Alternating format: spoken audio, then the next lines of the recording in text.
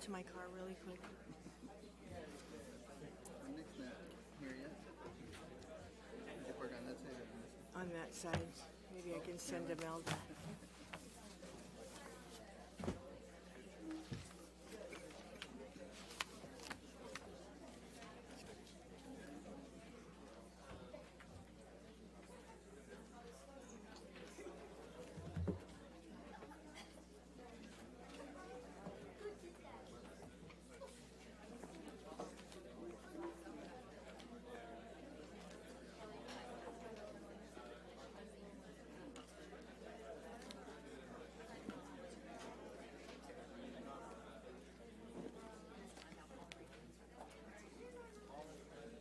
Not quite.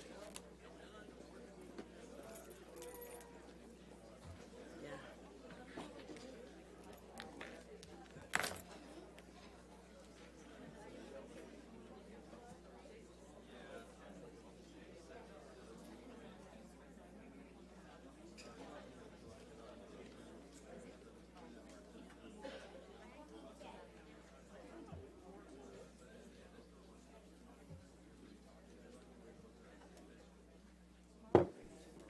At this time, I'd like to reconvene the regular board meeting. Ann, can you please call the roll? Hall. Solis. Present. Segura. Here. Pike. Here. Sorrentino. Here. Janney. Here. Pangilinan.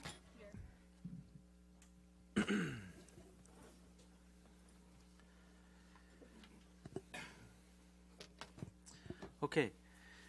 We'll now have a moment of silence in the Pledge of Allegiance by Dr. Winters.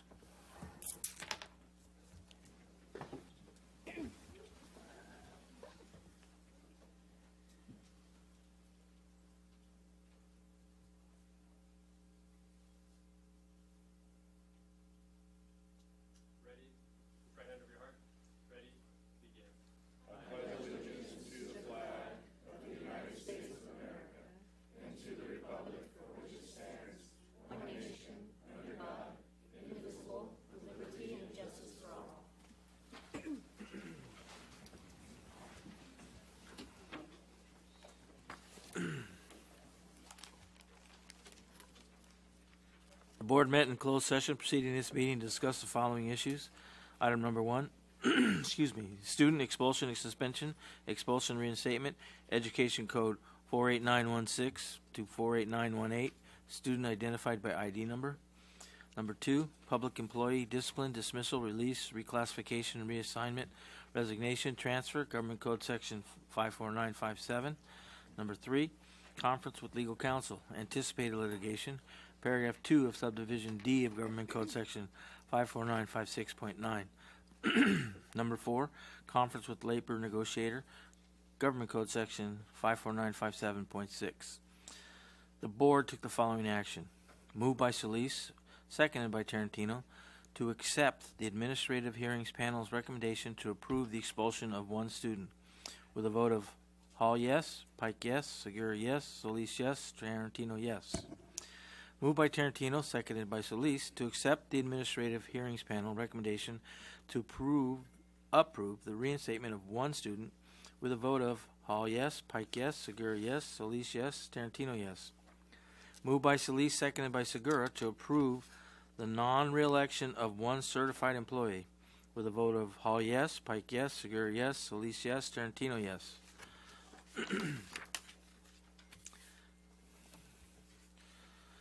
At this time, I would like to entertain a motion to approve the agenda for March 11, 2019 regular board meeting. Do I have a motion? I'll make the motion to approve the agenda. I'll second. Hall. Yes. Solis. Yes. Segura. Yes. Pike. Yes. Sorrentino. Yes. Motion passes 5-0. Okay. Now, the board is pleased to recognize the Southwest High School's boys basketball team, who were in the CIF San Diego Section Championships for the second year in a row.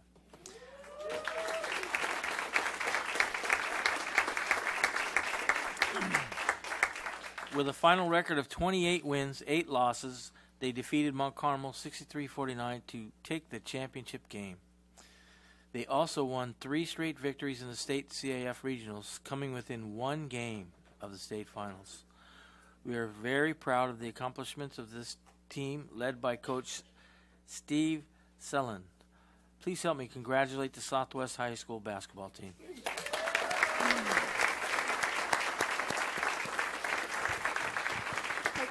Coach Sellen, would you please bring your team up?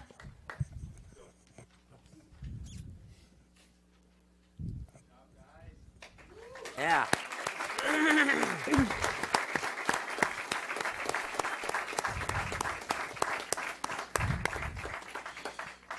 Coach Sellen, would you like to say a few words about your team? And before you do, though, let us say a few words about Coach Sellen. So Coach Sellen has been at Southwest High School for many, many years. Let's just say that. He's been coaching for at least 30 that I can think of. And he's been coaching at Southwest High for that amount of time. And so it's with great honor and pleasure that we recognize you and your team for all of your accomplishments. What would you like to say about your team? Well, thank you, Dr. Janney. It's been a good 33 years at Southwest High. I've been privileged to work with these guys and their parents. The Southwest community is very proud of this group. Not just this year, but this same group accomplished a CIF championship last year. They're good student athletes. They represent the school and the district quite well. And I'm honored to be a part of their team. Obviously, this year was a highlight, and we want to thank everybody involved. And thank you for recognizing us. Thank you. Thank you.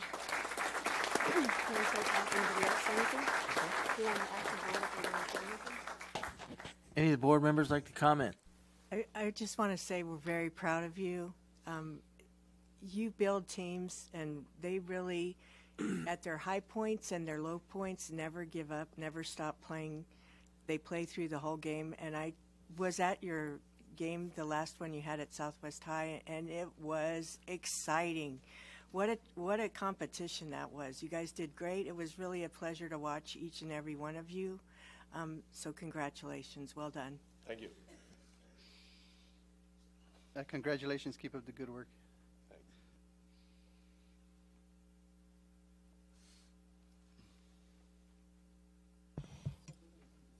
We are going to take a picture with you, all of the gentlemen up here in the front, and we have some certificates for you. Okay. Thank you. Yeah. Parents, you can come forward to take pictures. Don't be shy.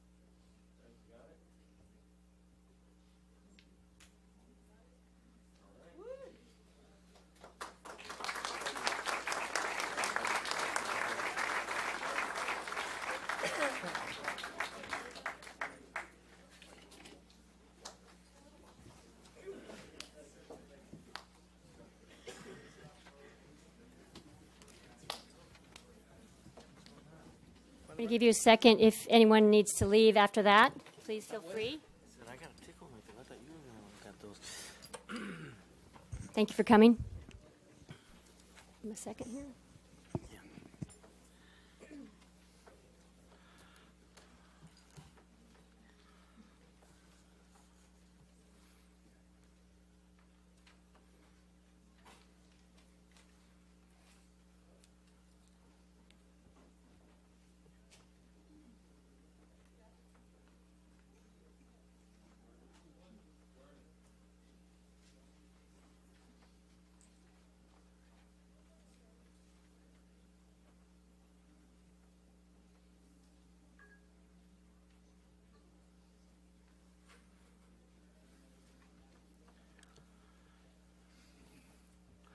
Okay. We will now have an update from our superintendent, Dr. Janney.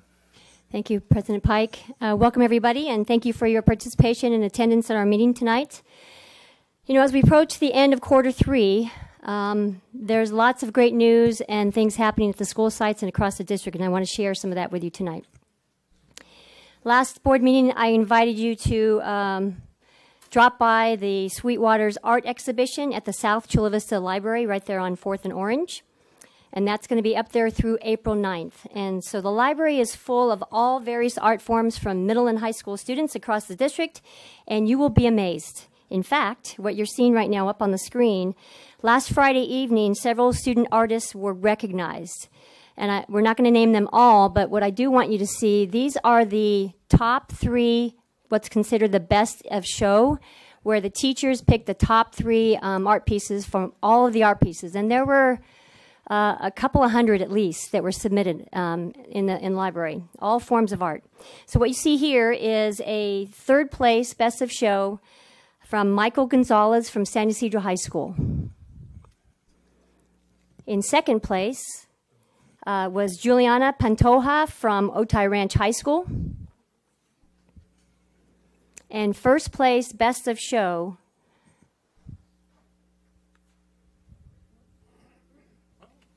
That's not it. Yeah, I saw it there. Oh, okay. We're going to look for that. We're going to look for that because you got to see the best of show, and it's by Fernanda Escalana, and she's from Chula Vista High School. There. Oh no, that's not it. Okay, she'll find it. Meanwhile, we'll come back to that. I'll also talk about some other things happening across the district. This past weekend, we hosted the State Robotics Middle and High School Championships at what is normally the Montgomery High Gymnasium, but the past 2 weekends, it's been called the Montgomery High Robotics Arena.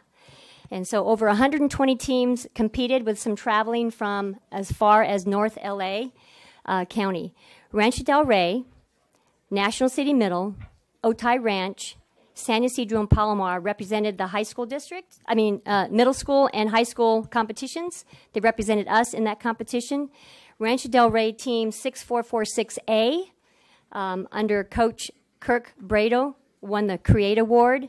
And Otay Ranch teams 507C, coaches Chad Pearson and Shay Navarez won the High School Create Award. And then we also had many of our schools participate. Okay, here it is. Here's her. That's okay. This is Best of Show, Fernanda Escalana. These were all self-portraits, by the way. And when the students came up to receive their awards, they looked like that. They actually looked like their pictures. You can see some of the other past winners in the back on the wall. We have some tremendously talented students. All right, so back to robotics. We also had many of our schools participate in the first robotics regional competition held at Del Mar Arena. And high school, Hilltop High School FRC 7441, Coach Angel Martinez was there. Montgomery High FRC, that means First Robotics Competition, that's what FRC stands for, 4616 with Coach Bernardo Escobedo. Southwest High FRC 5627 under Coach Hector Arias, and they won the Team Spirit Award.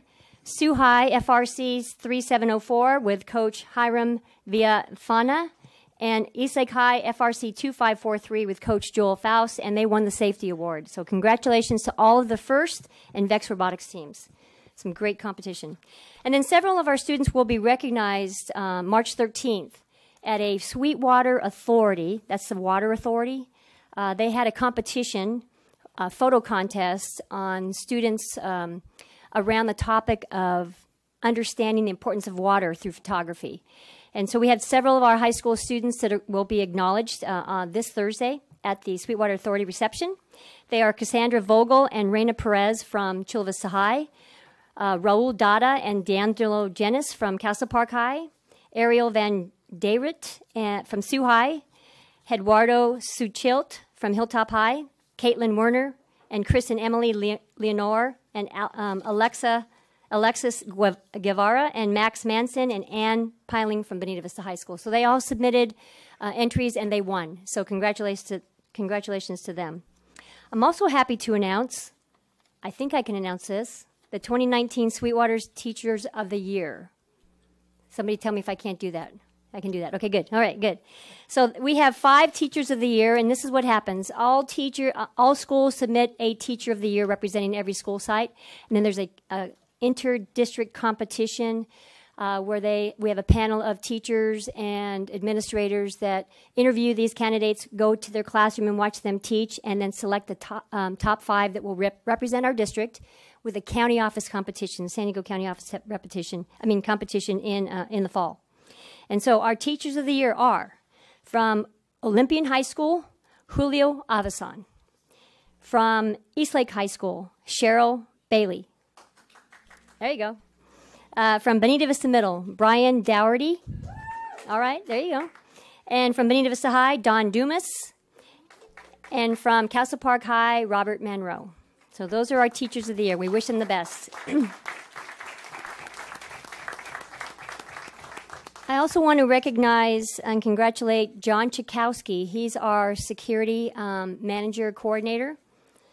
And Dr. Joe Fulcher, Sonia Picos, our Director of Student Services, and Manny Rubio, our Director of Grants Communications. They were selected by the U.S. Attorney's Office for an Excellence in the Pursuit of Justice Award. As a result of their work on educating and informing our students on the topic of border drug smuggling and their contribution to the Department of Justice mission. And so they're going to be recognized at a special ceremony at the end of March downtown, and we just want to thank them for their work and their work with our students and working in collaboration with the Attorney's Office. Excuse me. Time out. Because the next part is kind of long. Bear with me.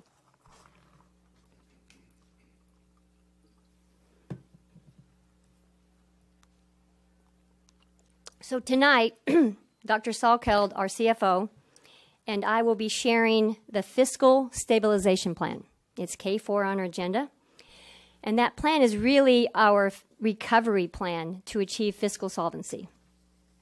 Dr. Salkeld will also report on the second interim budget.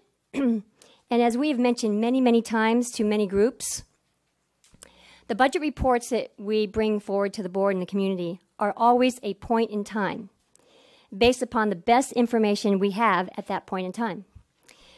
With each interim, we have an interim in December and an interim again in March, and we're going to have a third interim in May. But with each interim report, the budget is adjusted to account for actual expenditures and revenues all the way back to July of this year, 2018. And it's from July to the date of that interim. So we had one in December. We're having one again tonight. So if you reviewed the agenda, and some of you I know have, you notice that our budget shortfall for the current 2018-19 school year has decreased more than half, from $10.5 million to $4.9 million, which is that $4.9 million is about 1% of our budget. And then you'll also notice that the projected deficit for next school year, the 19-20 school year, has also significantly decreased by just under half, from $42.4 million, which was the projection back in December. It's now going to be $22.5 million, which is 4.5% of our budget. So this happened because of the budget solutions that we are implementing now and have been implementing since October of 2018. And first, let me mention, first of all and above all, we identified solutions that would have the least impact to our students and on classrooms, the least impact. Specifically, the budget solution I'm referring to from October is the Supplemental Early Retirement Plan, which we call the SERP. And we thank our board who said we could move forward with the SERP at mid-year, which is highly unusual. Typically, districts offer an early retirement at the end of the year, but we felt that it was in our best interest to offer it not only at the end of the year, but also mid-year to get these savings. We also want to thank our labor partners who agreed to take this SERP to their members, and we appreciate our own staff who are working to ensure that we implement that SERP very well.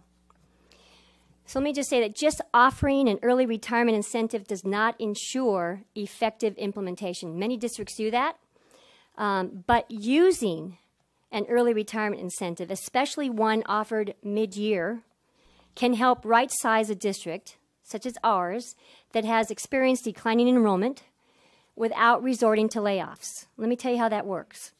An early retirement incentive allows staff who are on the higher end of the salary schedule to voluntarily retire, as opposed to laying off staff who are on the lower end of the salary schedule. We have a little over 4,000 employees in our district, and exactly 332 employees, or about 8% of our district employees, have or will take advantage of the SERP by June. If we had to lay off staff, we would have needed to lay off over 400 of our newer staff to provide the same cost savings as the veteran staff who retired. Let me say that again. If we had to lay off staff, we had 332 take advantage of it either December or June total. If we had to lay off staff, we would have needed to lay off over 400 of our newer staff to provide the same cost savings as the veteran staff who retired. That's an important key point. So how does the SERP and how does all of this help us going forward in 2019 and 20? Tonight you'll hear in the second interim report that we are projected to again decline in enrollment, a couple of hundred students over the next couple of years. And as we strategically implement the impact of the SERP, it will allow us to right-size our staff based upon our student enrollment numbers. And we're doing this by using what we've created this year as a position control committee.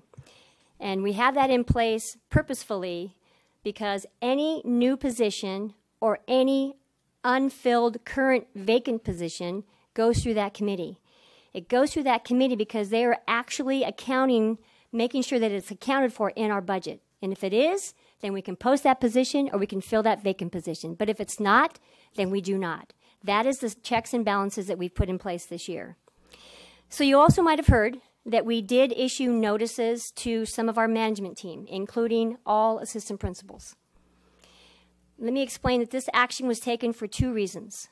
Number one, it is an education code requirement that if a certificated staff member may be reassigned to a different position, then they must be noticed by March 15th. That is education code. We have to do that. Number two, since this process takes time to inform the employee and also complete the paperwork, and since the board had not approved the budget solutions yet, we needed to take this action now in an abundance of caution. Let me say that no final decisions have been made. In fact, if there is a need to reduce any of the assistant principals' positions, we will have a task force. We already have a task force of principals and assistant principals who are currently developing what we're calling an equity-based resource allocation formula. And that will be used to make those decisions if necessary. Our intent with all employees during this budget year in particular is that teachers, whether you're teachers, your counselors, your classified staff, or your management, we're trying to right-size our district using the SERP and other budget solutions and not layoffs. This approach has been supported by our Board of Trustees, and we are grateful to our labor partners for working together with us on this budget solution specifically.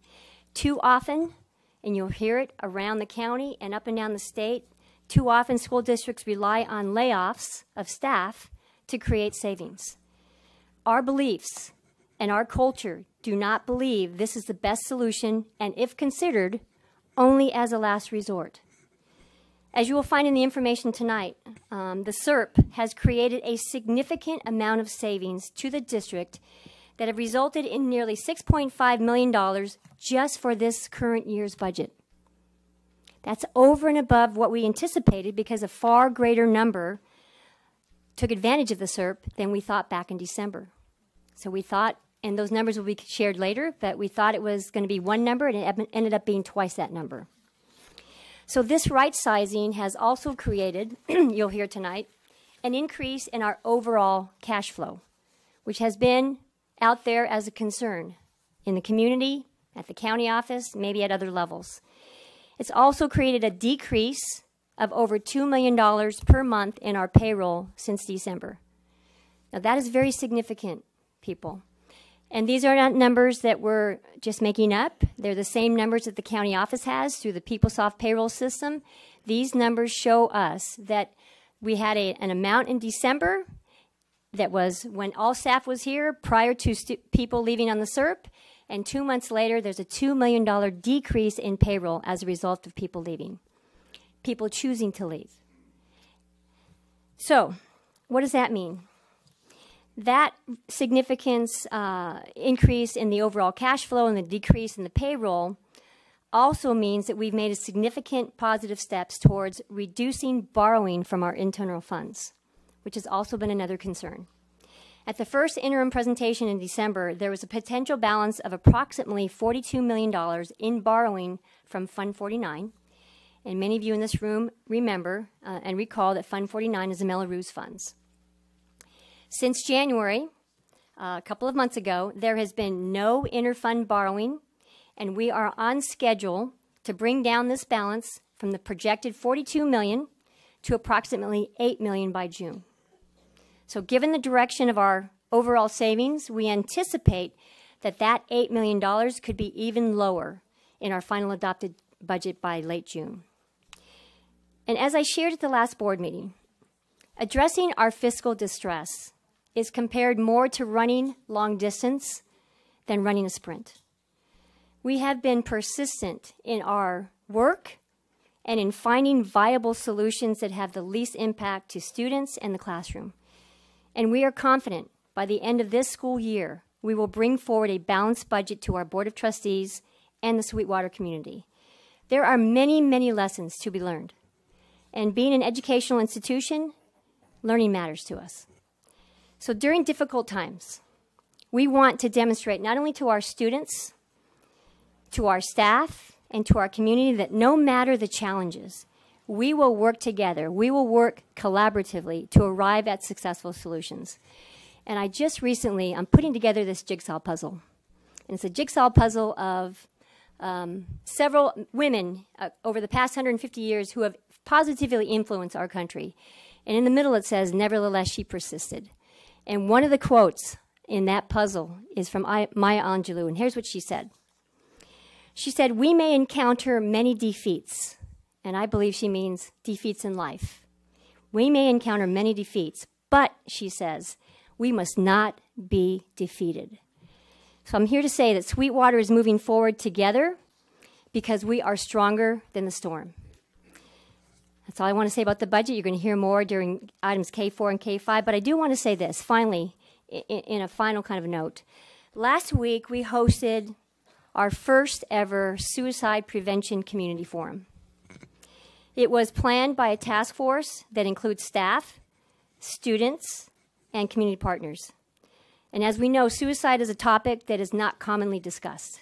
However, as part of our focus on student emotional well-being, we are creating opportunities for students, staff, families, and community partners to come together and have conversations on the topic of teenage suicide. At this forum, we had over 150 students and families and staff, and we had many community mental health resources and partners there. They spent a very powerful 2 hours sharing personal information and personal stories about what they are dealing with in this topic of suicide, teenage suicide. Everyone who attended thought we need to offer future opportunities of the same way. And so we want to thank people who were responsible for organizing that forum. Psychologist Margaret Sedor was instrumental in doing that. Student Services Director Sonia Picos and her staff, and our own student board representative, Brenna Pangilinan. I want to thank her for her work, for being part of this team that put together this forum to make it happen. And so tonight, I want to close with a public service announcement that our communications office created for the forum. And you're going to listen to it, and you're going to recognize the narrator's voice. Listen carefully. So I really feel that suicide prevention can only start if the idea of suicide is destigmatized. Being able to talk about it in the community, being able to be aware of your own mental health, that's how we are going to prevent more suicides from happening. I do definitely think that some students have teachers that are looking out for them that they feel comfortable they can go to, but it is just a matter of forming one community. The only people on campus that see each and every student every single day are teachers. Some students don't have large groups of friends that are looking out for them, and that's why getting the education system involved in suicide prevention is going to be so huge. I think students can really just get education because, you know, we're not experts, we're not people who are trained in this area, but if students just have a basic understanding on how to help their friends, how to be aware, how to know where to go, to know that they're not alone, to know that there's help, that's what I feel is going to be the biggest step. If staff acknowledge that students have the power to be a part of it, that staff understands that we want to be a part of it, then that's how students can best be brought into this movement to ensure that everyone is safe and happy. So by now you recognize that that was Brenna's voice, and that was not a script, that was straight from her heart. And so we thank you, Brenna, and we thank our communications office. Thank you, Mr. Pike. Thank you, Dr. Janney. And now we'll have a report from our favorite student board representative, how appropriate, Brenda Pangolinian. Thank you.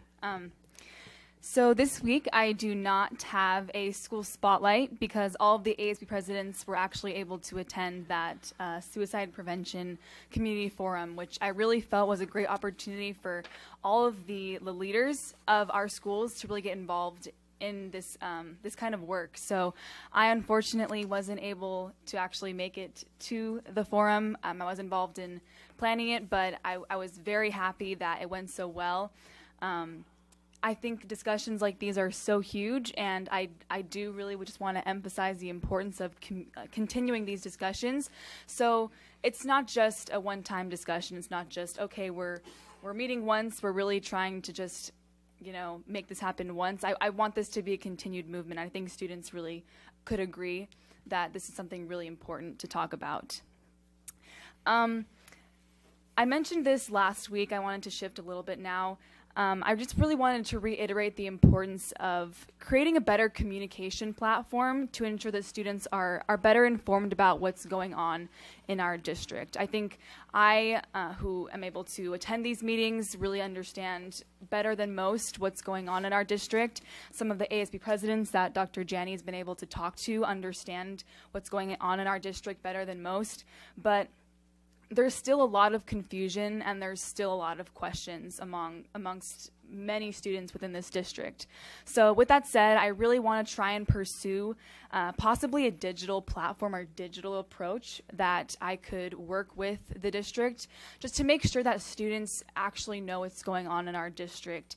So instead of hearing things from outside sources, we can really hear what's going on in our own district from students themselves and from the district themselves. So that's really all I have to share, but thank you, Dr. Janney, for bringing up this mental health forum, and I hope that work can continue in the future. Thank you. Thank you, Brenda. And now we have the district committee reports, the DLAC report. Anyone here from the DLAC committee? No? Okay. The board members all received a copy of the DLAC report. Are there any questions from the board? Mr. Solis. Yes, I had one. I had sent it forward to Dr. Janney regarding the each school had one vote. Just curious what the change was with the previous bylaw. Ms. Alvarez, your cue. Good evening, Mr. Pike, Dr. Janney, board members. The change was that there was a redundant repetition of that one element. So each school still has one vote. It was just removed because it was stated somewhere else. Thank you. Appreciate that. Any other questions? Yeah, Mr. Pike, I'd just like to note that I was in reading the report that the update on the reclassification and then the next presentation, which is something we've been presented on disabilities, accommodations, supports, and the differences between the 504 and IEP and legal requirements. So I'm glad to see that being that information being shared, and just to see the some of the reports from the school sites where some of the students are being reclassified. So that's a goal. So I'm glad to see those updates and what's happening there, and appreciate this report. Thank you. Thank you. Anyone else? Nope. Okay. We'll now head to this point on the agenda where members of the public may address the board on any matter not on the agenda, and will have 3 minutes each to do so. The Board of Trustees cannot legally take action on or respond to matters not posted on the public agenda, but will refer the matter to the Superintendent's office for review and report. Thank you for your cooperation. Deanne. Nathan Sampson.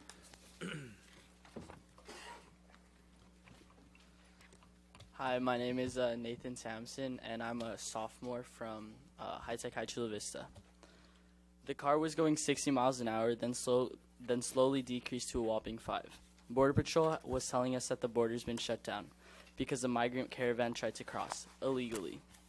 A wall is only one obstacle that the immigrants face. If they get on the other side, the migrants are in the home stretch. If we want to find a solution, we shouldn't build higher walls. We should build a bigger table. The first great cultivators of corn were the Mayans. The Mayans were a huge empire that realized the importance of communication with others, even with a huge language barrier. The Mayans had the opportunity to be able to work with other people across large spans of land. I believe that this moral still applies to us now. With nearly half of the students that attend the Sweetwater Unified High School District coming from immigrant families, it is a high priority to keep the language teachers at the schools.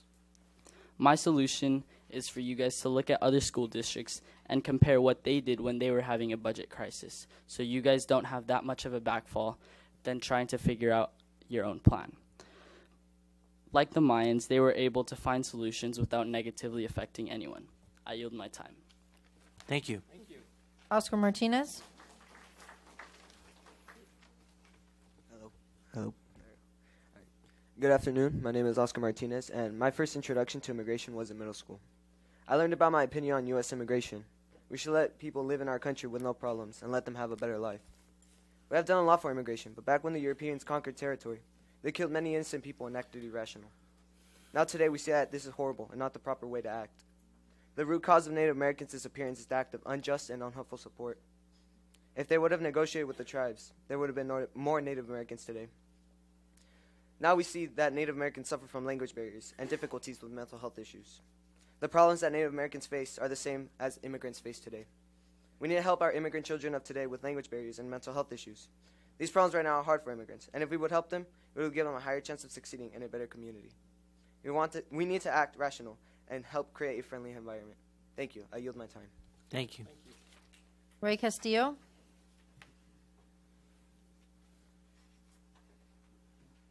Hello, my name is Ray Castillo, and I go to High Tech High Chula Vista, sophomore.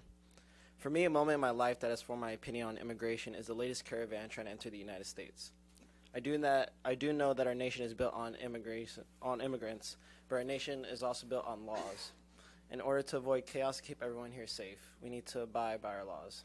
My opinion is we're a nation of laws, and if you want to be part of our country, then you should learn and respect those laws. For the people who are citizens legally, they deserve a starter pack. We should grant them English classes and teach them soft skills and adult education in K through 12. This will greatly help them get a job and give them a more likely chance in succeeding in America. I yield my time. Thank you. Thank you. Karen Garcia.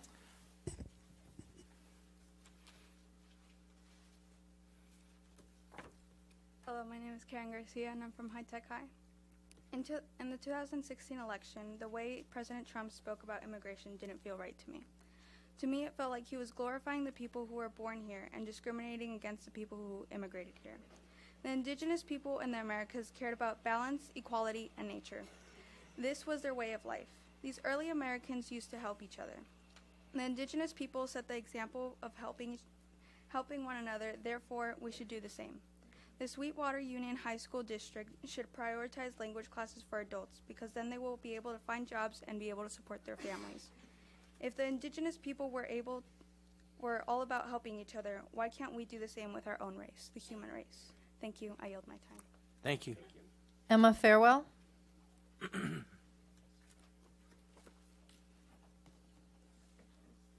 Hi, my name is Emma Farwell, and I'm from the High-Tech High Chula Vista. A moment in my life that really shaped my opinion on immigration was my grandma's immigration story. My grandma immigrated from Mexico to the United States. She was told that the U.S. would be a place of guidance and it would benefit her family and her future. There are a lot of changes that happen throughout history, but one thing never changes. The struggle of feeling welcomed is always there. The struggle of acceptance and fitting into a new puzzle. Like my grandma, others in history felt unwelcomed from the country that is supposedly united. The Sweetwater Union High School District should have year-round classes so that immigrants can receive help from English classes to therapy. When my grandma immigrated to the United States, she didn't have these opportunities. She wanted the best for her kids, but she didn't know how to help. So she taught them what she knew and hoped that they'd adapt well in school. We can help build immigrants' futures just by helping them with their communication skills and lending them a hand when they struggle. Everyone says that kids are the future, but what happens when the majority of our kids struggle through their everyday lives? How can we help these kids, and our future? Thank you. I yield my time. Thank you. Isabel Pusong.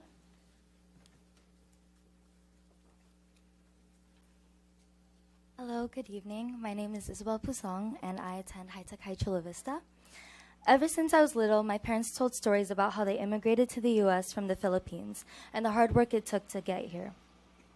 My parents didn't know any English when they first arrived, so growing up and adjusting to a new community was very challenging for them. By becoming more diverse, we can understand everyone's background and where they come from. I asked to the Sweetwater Union High School District that schools should provide counseling classes for immigrant students. They can participate freely, and it will guide them through the problems they face and the help they may need. By doing this, they will feel comfortable sharing their problems along with getting the tutoring they need to help them academically. This will help if they are feeling left out in their community or if they are dealing with mental problems. Thank you. I yield my time. Thank you. Isaac Venegas.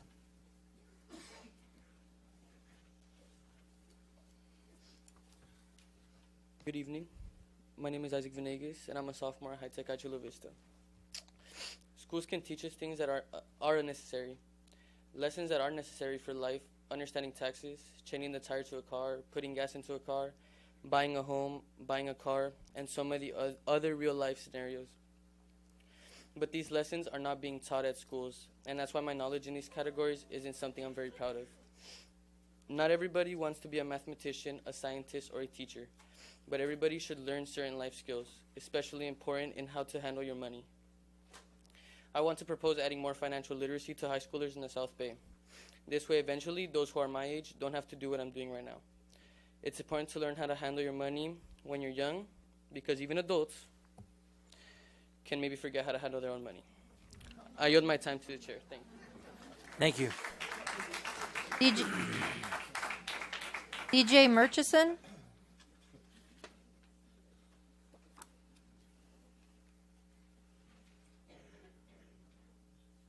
Hi, my name is DJ Murchison, and I'm with High-Tech High Chula Vista. I was at the park walking my dog when a man walked up to me asking for directions to the market in Spanish. I didn't know Spanish at the time and didn't really understand his question. I couldn't really help him due to that. I became angry with myself because I felt like I shouldn't communicate with him. This happened because I knew that it might be hard for him. I wondered how many people struggle with communicating with people on a daily basis. I wanted the majority of people in Chula Vista to pass in Spanish as a second language or a second language. I also want there to be more English classes to help the immigrants in Chula Vista. I want this to happen because a lot of people, especially immigrants, are struck by a language barrier in Chula Vista. If Sweetwater adding more English and Spanish classes in Chula Vista, we can help reduce this issue. Thank you. I yield my time. Thank you. Alyssa Guzman.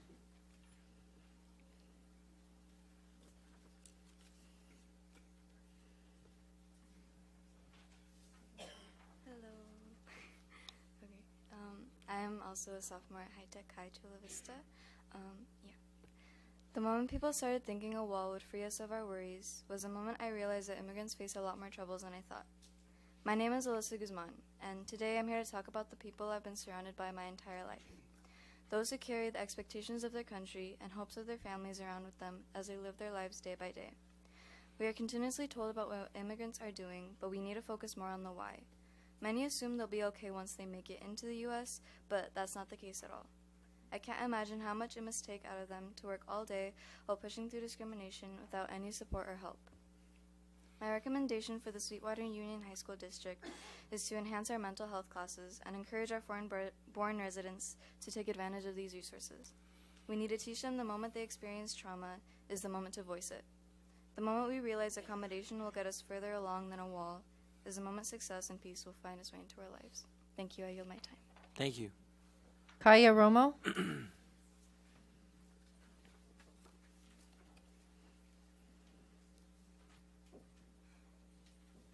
Hi, I'm Kaya. I go to High Tech High Chula Vista. I grew up hearing broken Italian from my mom's side and broken Spanish from my dad's, yet both sides were disappointed that I didn't know each language fluently. I never understood this until I kept hearing stories of how you'd get in trouble in school if you spoke any other language that's not English.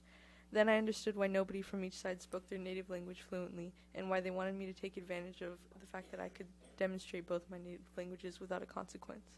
America is a country made up of immigrants. Much like how the Native Americans had their own unique way of communication, they established a working community that carried out through modern times. We should follow in the footsteps of our Native American roots and continue to realize that just because someone doesn't speak the same language as us, doesn't mean they can't contribute to make our society thrive.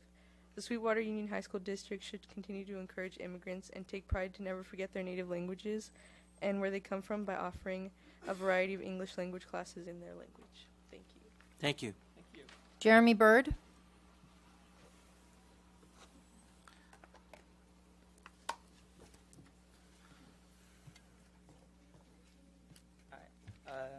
My name is Jeremy Bird, and I will talk about the importance of language.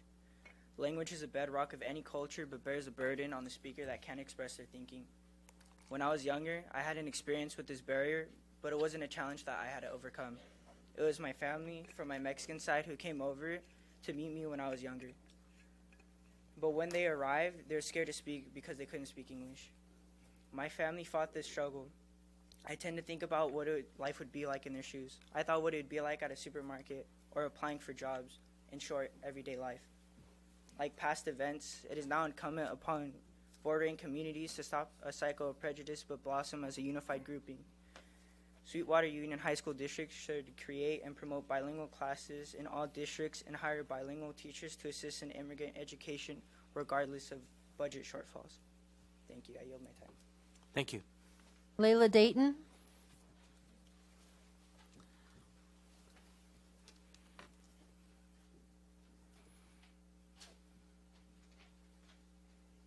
Hello, good evening. I'm Layla Dayton. I'm a 10th grader at High Tech High Chula Vista, and I need to make a policy memo to assist immigrants. I come from a family of immigrants and patriots. I desire to make America equal for everyone who wishes to be a citizen. The reason I want this is America is and should be the land of opportunity. America is supposed to be the place where you can become anything you want by working hard enough for it. America is the land of the free and the home of the brave, but it should also be the nation of the equal. No matter skin, no matter opinion, no matter language, no matter culture. America should always be equal. We've come a long way from where we started, but there's always room for improvement. Just like the preamble from the Constitution states, the government exists to form a more perfect union. That means good enough is never good enough. This country has options to help immigrants properly integrate, but we need to let them know. We need to keep them, and we need to keep them there. We need to let them know that here you can learn how to become a citizen, and here you can learn the language.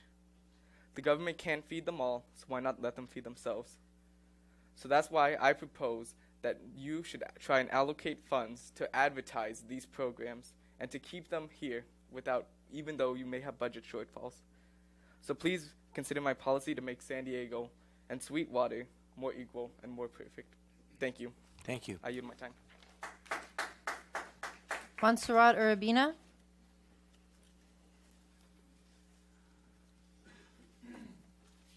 Hello, my name is Montserrat Urbina, and I am a sophomore from High Tech High Chula Vista. I've lived by the border my whole life. I grew up in Tijuana, where my family lives, and moved to San Diego at the age of 3. When I enrolled in kindergarten, I didn't know how to speak English. I was placed in ESL classes. When I was 8 years old, I was punished with detention for speaking Spanish and expressing who I am. However, I wasn't alone. In my small school of 300 students, 2/3 of my peers were immigrants or children of immigrants. I believe that no one should be punished for coming from a different culture and for speaking a different language. Having these ESL classes accessible for teenagers gives us the tools to further our education, our community. Instead of making culture a barrier, we should make schools more inclusive and open to different people, because this is how we become more accepting and inclusive society. I yield my time. Thank you.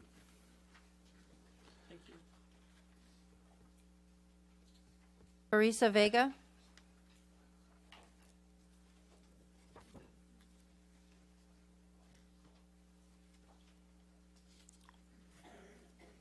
Hello, my name is Prisa Vega, and I'm from High-Tech High. I was born from immigrants who came from war and poverty. My mom fled from Afghanistan when she was 12 years old, and my dad moved to the U.S. from Mexico in search of a new life. They had to learn English in school, which was hard, but nothing compared to how their parents had to learn. Along with many other immigrants, they felt embarrassed every day, trying to navigate through society without the most important form of communication, language. School helps children learn English, but immigrant parents don't have school, and more than 50% of them are not at a high English language speaking ability. I am asking the Sweetwater Union High School District to extend the amount of adult English learning courses throughout schools. How can we expect our students to perform strong academic growth if their parents struggle with the barrier of communication, leading to the lack of involvement of parents in our schools? Sweetwater neighborhoods are communities, and what would communities be if a fraction of the people couldn't speak the dominant language? Our country was built off the work of immigrants. Our country is made up of immigrants, and our country needs immigrants. Thank you. Thank you. Cameron Parker.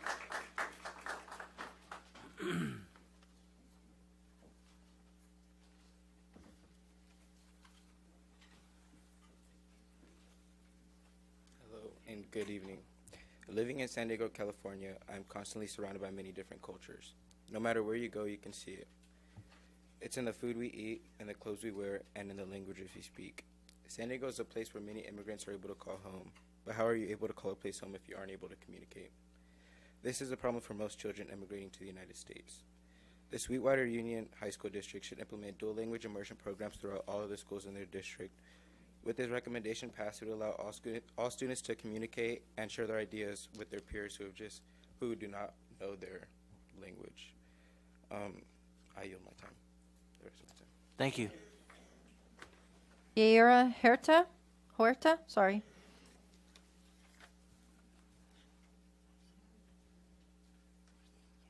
Good afternoon. My name is Yaira Huertas, and I'm a sophomore that goes to High-Tech High Chula Vista.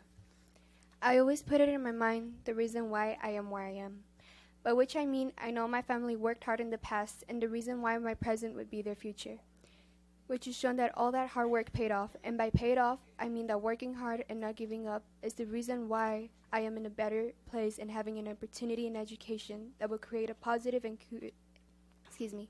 good future for myself as I get older. Everyone has to work hard to get where they want to be, especially for immigrant children/teenagers to have an equal education like any other student in school. We as people should think of the younger generation by creating a program to allow them to feel non-discrimination in class. The program will allow a bilingual teacher to help the main teacher. Allowing immigrant children to have an equal education will create a positive impact in our future. Thank you. I yield the rest of my time. Thank you. Estefania Mora.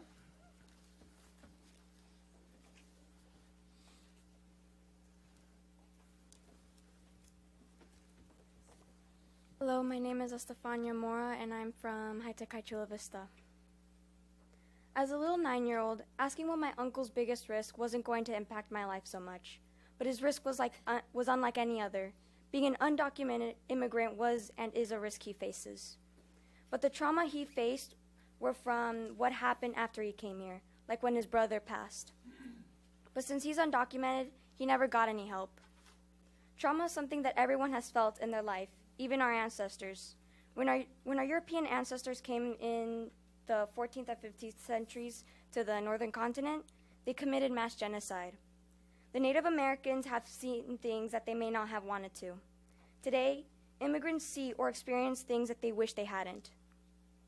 Everyone has felt trauma, but it matters how strong-willed they are to get through it.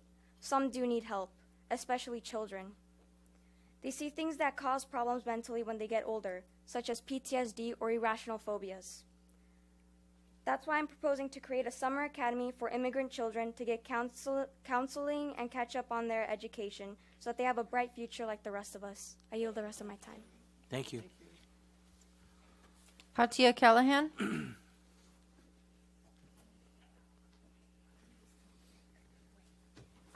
Good evening, Board. My name is Katia Callahan. My son goes to Eastlake High School.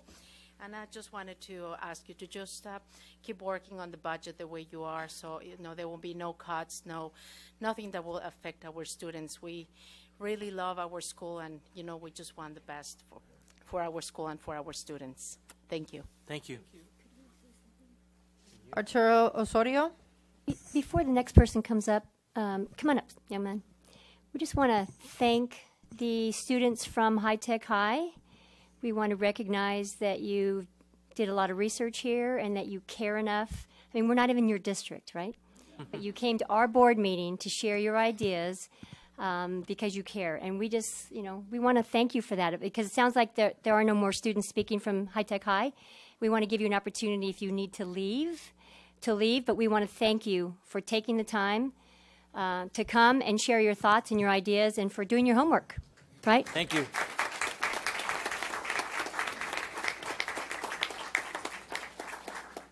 Deanne, that was a very good job with all the names, too. Hang on, your man, okay?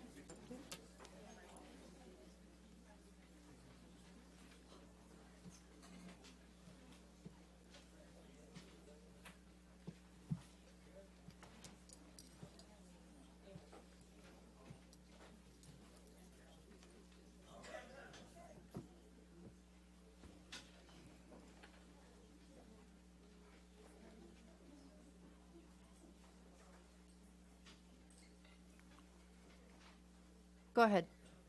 Okay. Thank you. Hi, I'm Arjuro Soro, and I'm from Eastlake High. I came here to simply ask you again if you can stop having budget cuts that affect us students. I'm concerned that this will negatively affect us academically. So, I didn't really want to say much. Just wanted to say that. So, that'll be all. And thank you for your time. Thank you. Emmy Wong.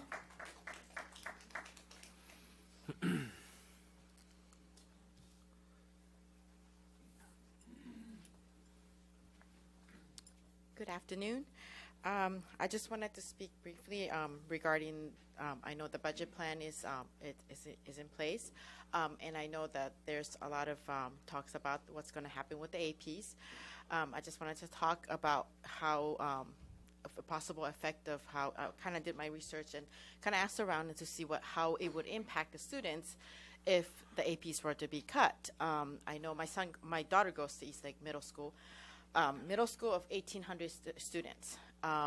Right now, I know during the lunchtime, because of the lunch situation, they're unable to get the kids in one area because they do not have a adequate shaded area. And East Chula Vista during the summer and then in the spring, it does get really hot. So right now, the principal's letting the kids kind of find their way around campus. They kind of opened up the campus so that they can find a shaded area. So there are kids all over the campus. So during this lunchtime, APs are out there making sure there are no fights, nothing, everybody's safe, and things have been going really well. So we do have, 1,800 students, we only have 2 APs. There are a lot of work for those 2. I know there's a lot of problem with, even though it's middle school, there's problems with vaping. There's, fights going on, bullying. These APs are really crucial to our kids' safety. So I just wanted to make sure that, that's kept in mind. And also with the high school, I know high schools usually have more APs, but there are more kids, more problems. Eastlake High School is one of the biggest schools in the district. They do have a lot of kids, I know one of the APs do deal with like the advanced placement testing. They are, just a lot of kids who take it. It's a lot of work for that AP to handle. And there's also vaping issues. There's a lot of bullying. I mean, all that is falls on the APs. And so I just wanted to make sure, once those APs get cut, I don't want that to fall onto the teachers because they already have enough on their plates. So that's about it. Thank you. Thank you. Juanita McCoy.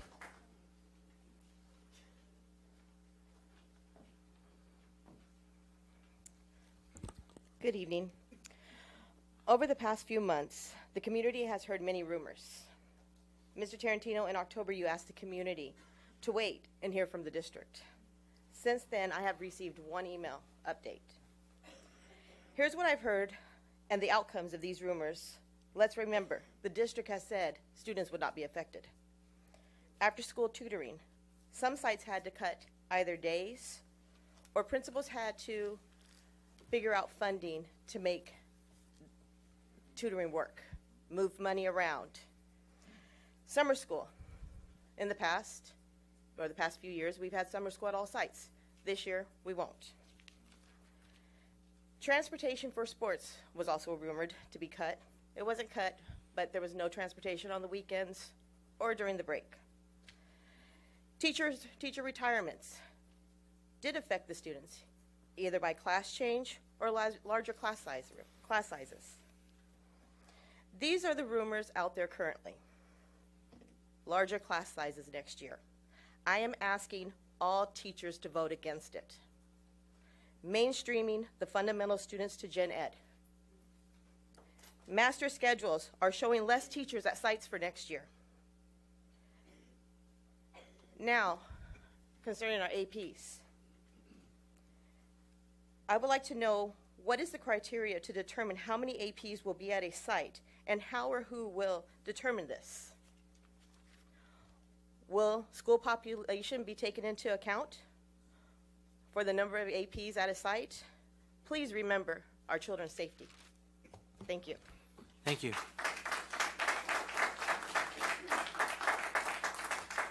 Zarman Remula.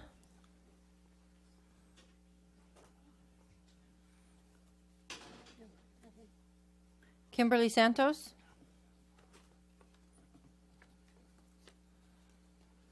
Kathleen Cheers.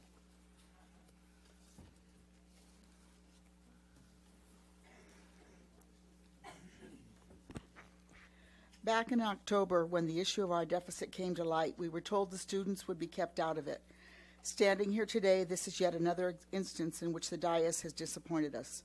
Our students are and will continue to be affected. We have learned of cuts to our APs, blanket pink slips to all of them. 5 psychologists to be let go. Our students need their psychologists.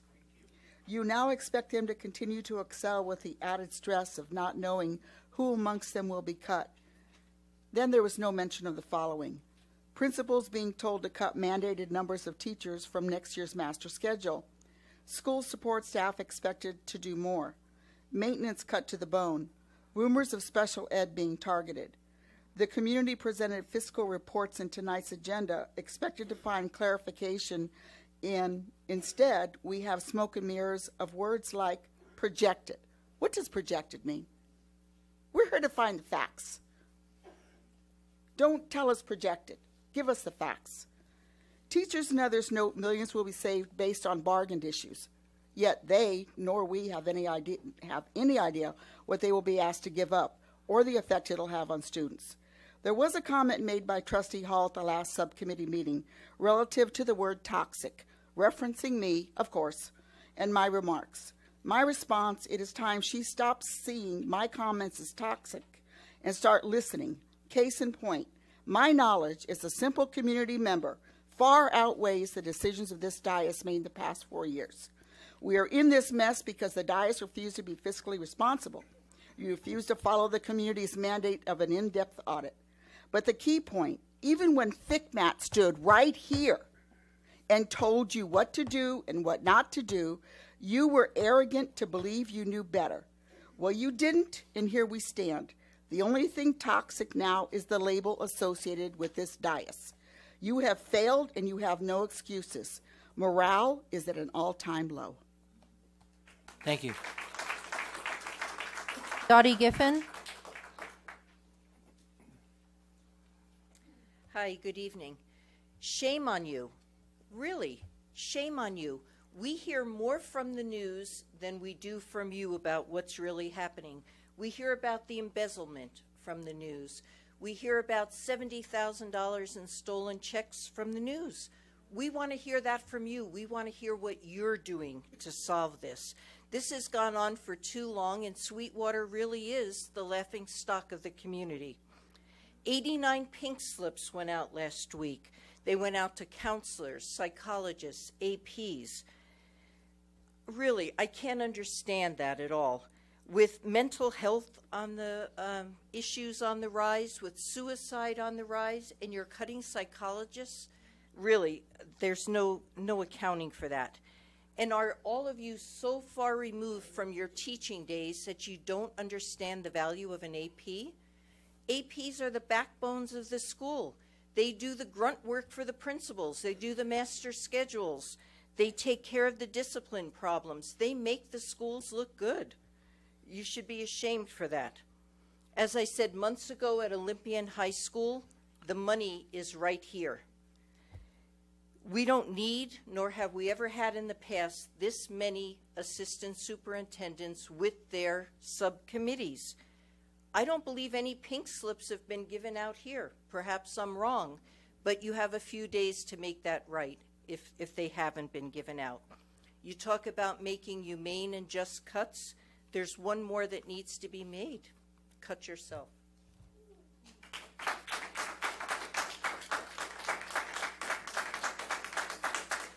Benin Altubi.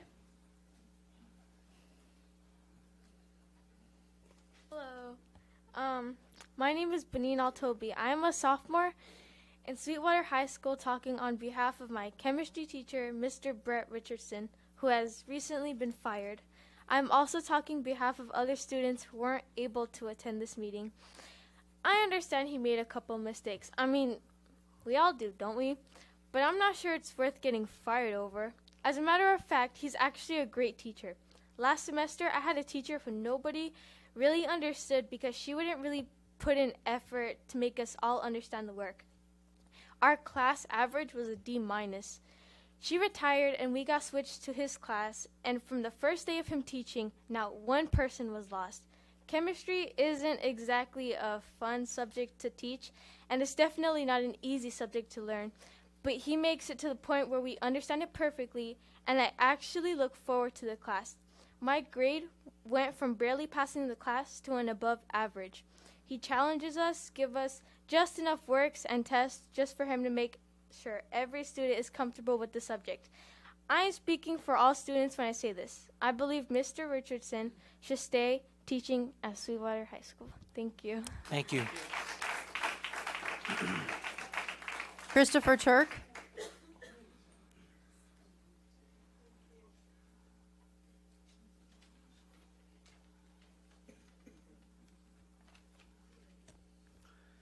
Good evening, members of the board, President Pike, Dr. Janney. Thank you for the opportunity to speak to you guys tonight. My name is Chris Turk. I'm an athletic trainer and sports medicine teacher here at Chula Vista High School. I want to speak to you tonight in regards to the budget deficit and the very difficult decisions you have to make to decide which programs need to be cut in order to get this district back on track. When making that tough decision, please understand the importance of the CTE department and the major impact it has had on thousands of individuals. As a proud Olympian graduate, I was a course completer in the sports medicine program. The program was unique in that it taught me the skills and provided the education I needed to prepare myself for college and even a career in the medical field. It also taught me how to be a professional, how to excel during an interview, how to write a resume, and even the importance of goal setting. When I graduated from the program and attended San Diego State University, I couldn't help but notice how academically prepared I was as a student. The skills and the values this CTE-funded program provided for me helped me to earn my degree and be the first sports medicine program product to come back and teach sports medicine in the district. As a sports medicine teacher today, my colleagues and I strive to educate our students on the same skills and the same values that I was taught when I was in the program. We continue to provide opportunities for our students in the workplace setting in order for them to get a first-hand experience. Lastly, we help to prepare our students not only for college, but for their future careers. If it wasn't for this sports medicine program and the CTE department, I don't know where I'd be today. And I can guarantee you that there are many engineers, athletic trainers, physical therapists, doctors, nurses, entrepreneurs, and even teachers feel the same way. Thank you. Thank you. Jeremy Kaluko.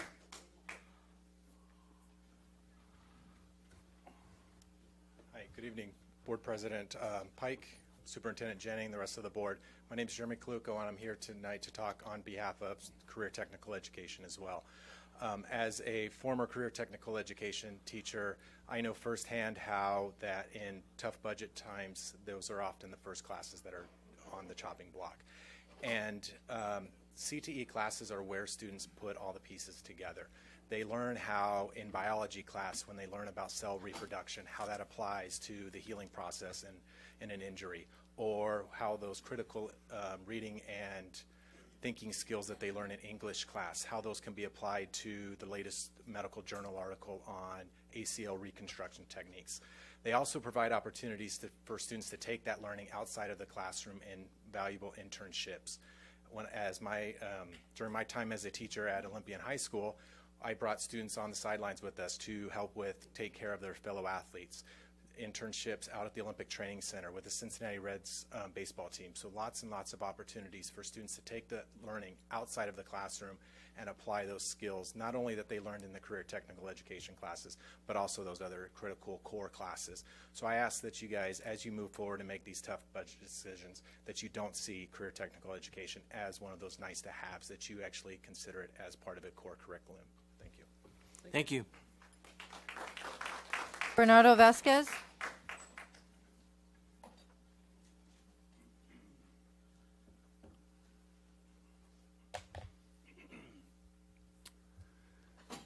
Trust, honesty, truth, and transparency in the Sweetwater way. So we've recently heard some news that I think bring that into question in this district. So on the district website on March 4th of 2019, there's a statement that says, it's our intent to keep reduction away from classroom and programs that directly impact students. Now, we recently learned of APs and school psychologists receiving pink slips. And I think you've heard some folks come up and talk about the fact that it is going to have a direct impact on students, whether it be APs or school psychologists, very important positions. What I'm concerned with is, why are we not hearing the truth from district leadership? Do you disrespect this community so much that you can't be honest and transparent and truthful with us? That you can't tell us that this is going to impact students and families and not continue to give us these flowery speeches that everything is going to be okay? We deserve the truth.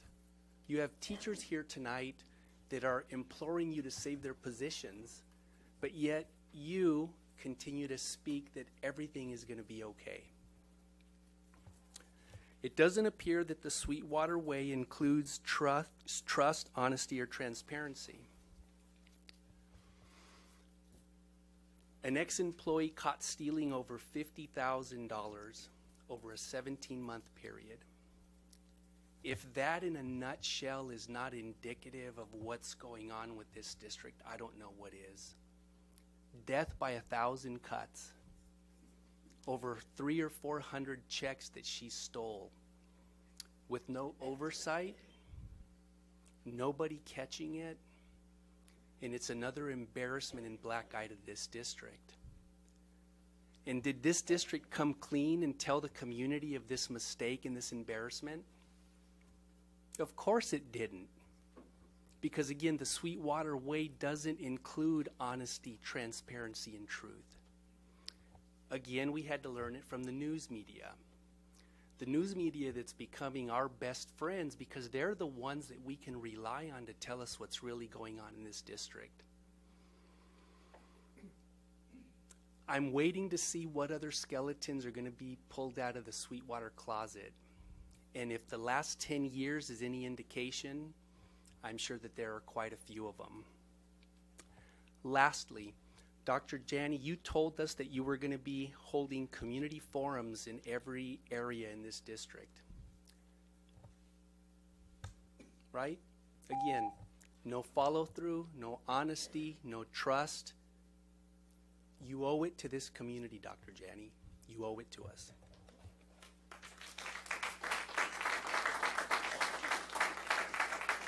Isaiah Irizarry.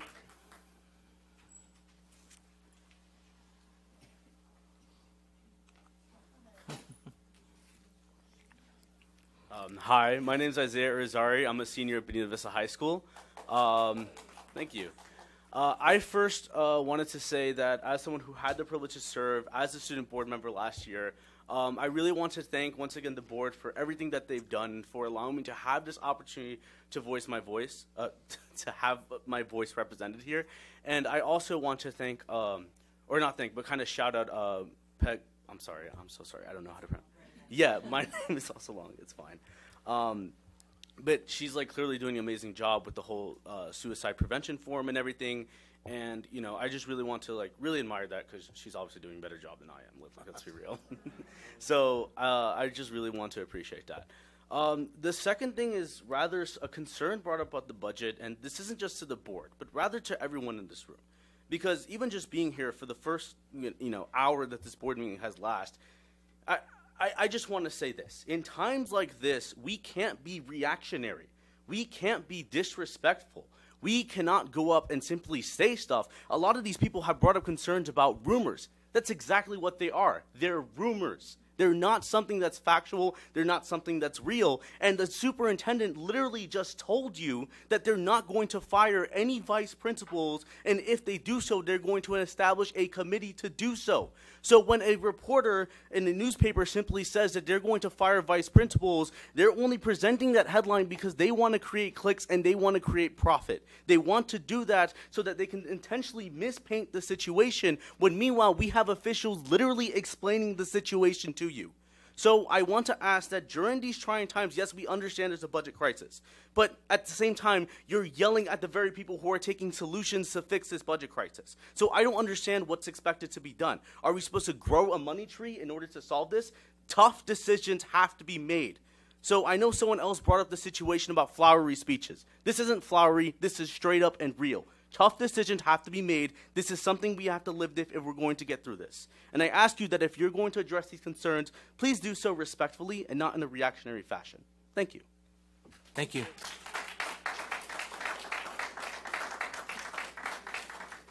No further speakers?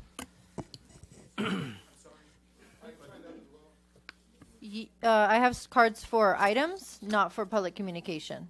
They're under specific board items.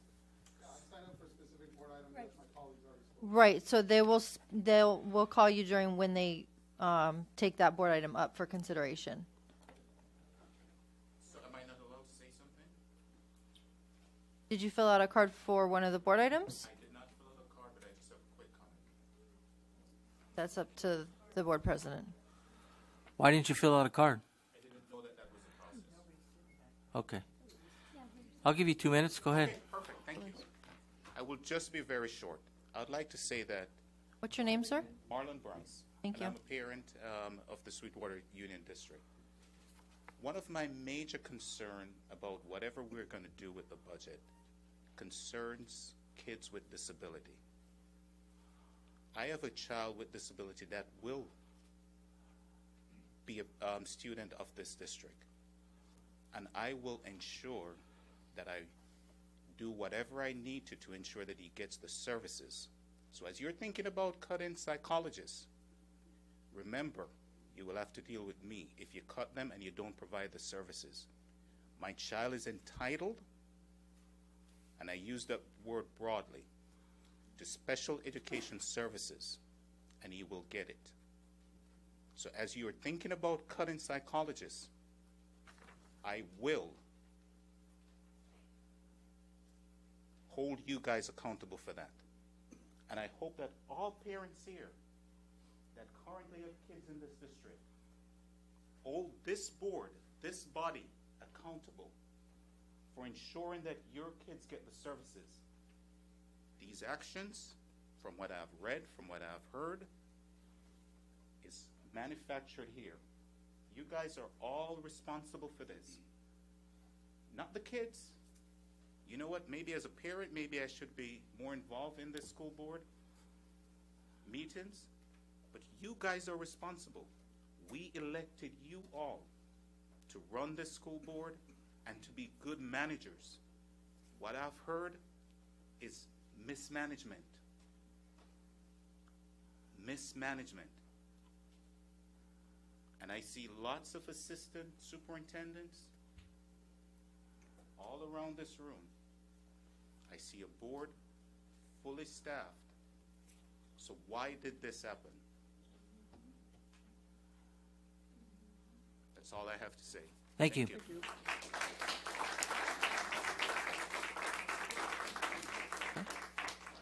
Okay, Dan, will you please read the items being pulled from the consent agenda?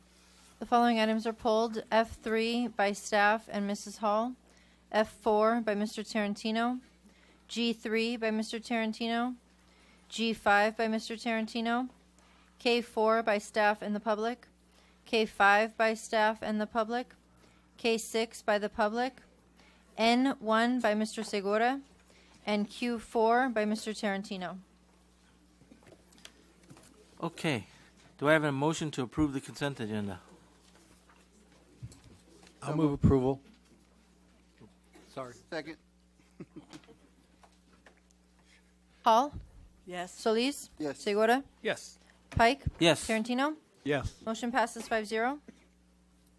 Okay, let's move on to F3, Correct. pulled by, Mrs. Hall and staff? okay, Mrs. Hall. Thank you.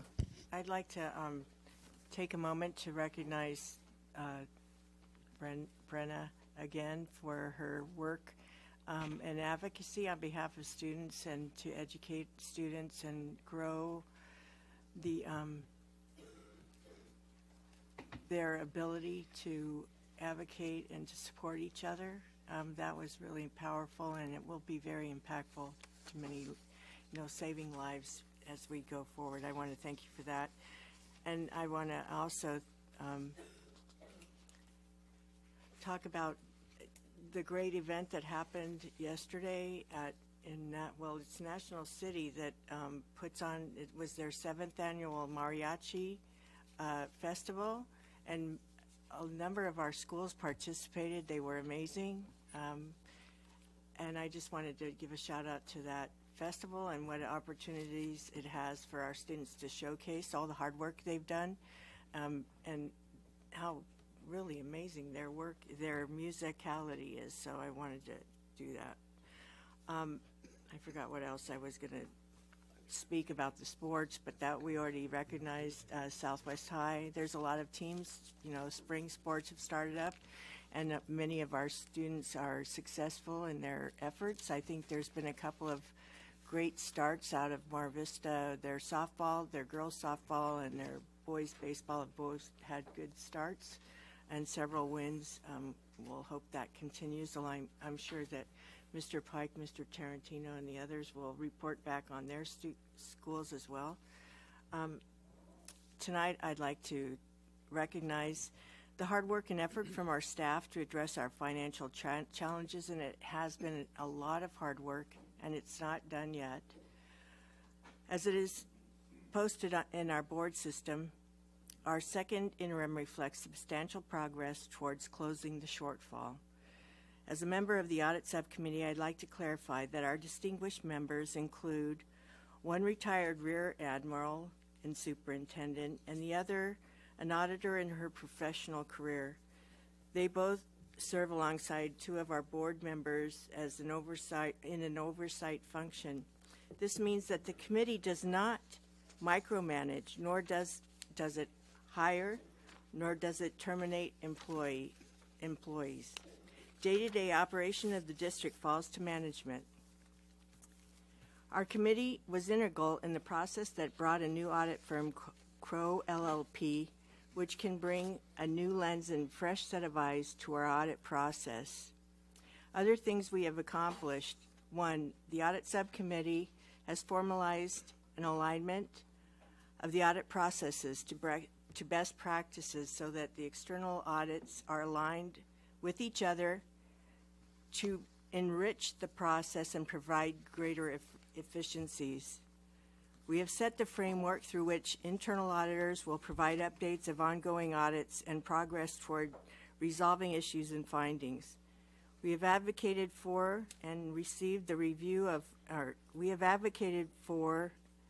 review of operational expectations and structures as included in the report of School Services of California. We have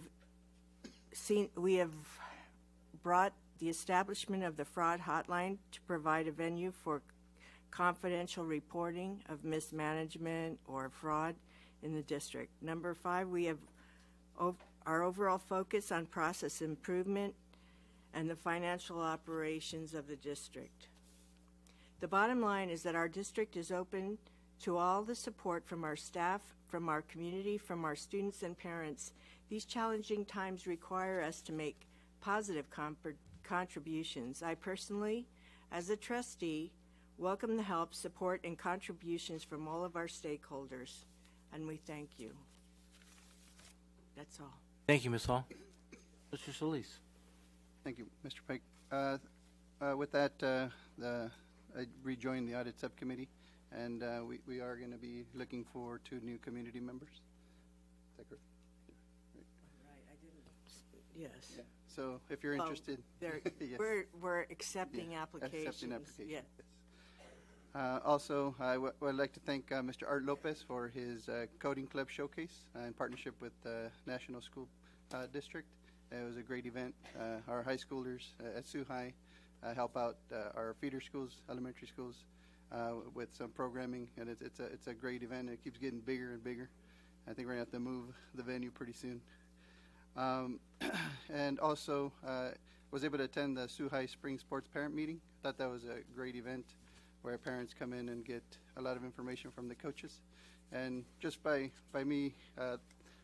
visual, by seeing, I think the girls softball team had the most parents and the most participants, and that was pretty impressive.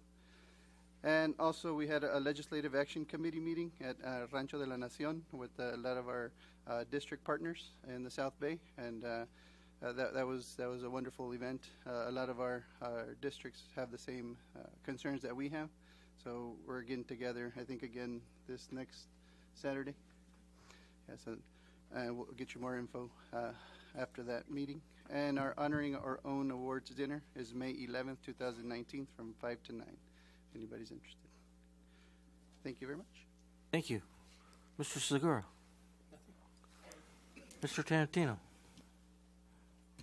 Thank you, President Pike.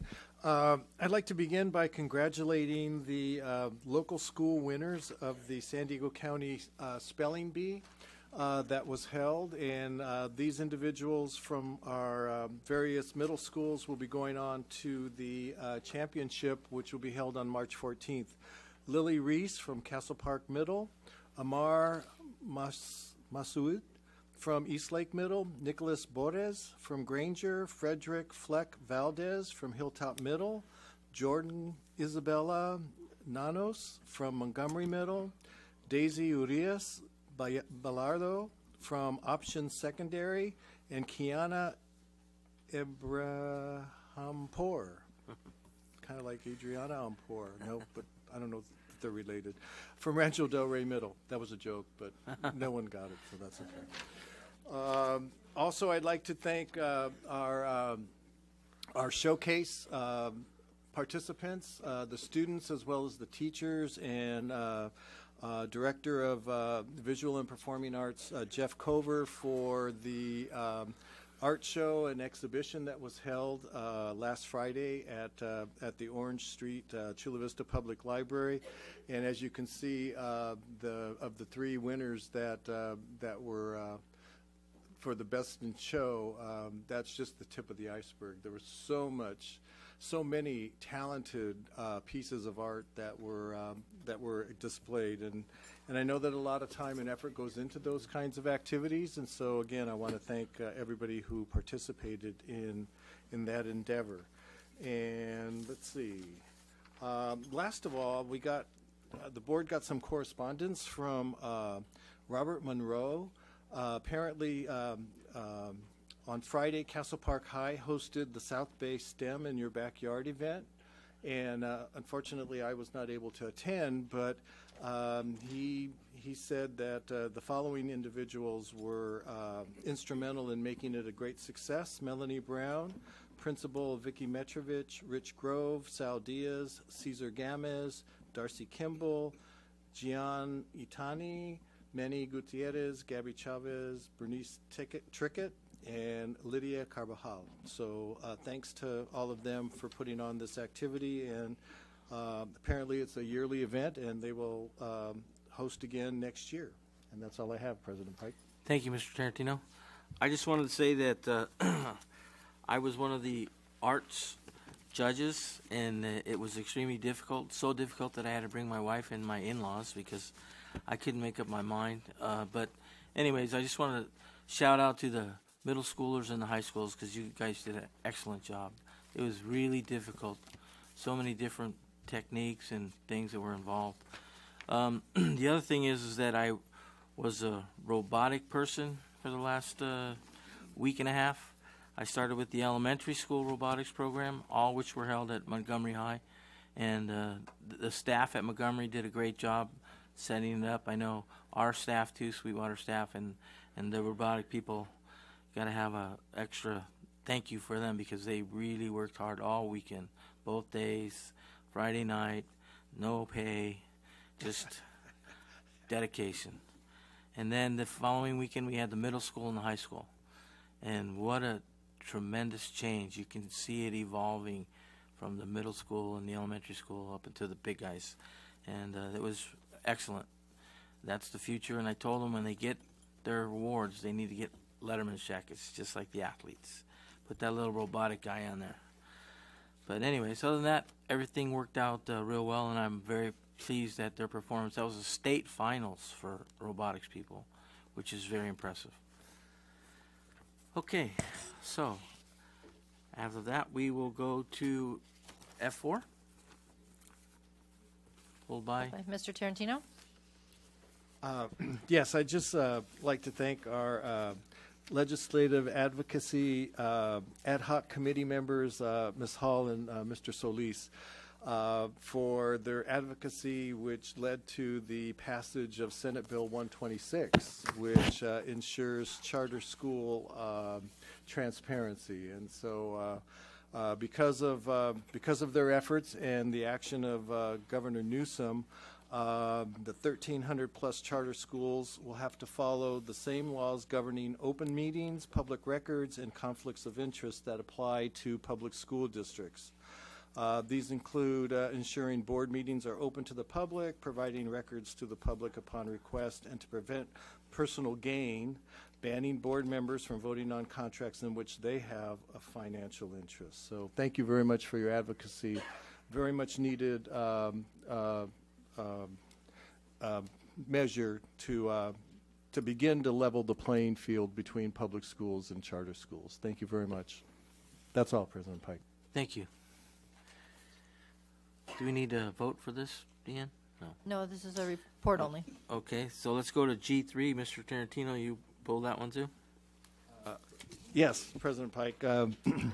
In the body of the program, it mentions that part of our responsibilities as a participant is that we provide marketing support.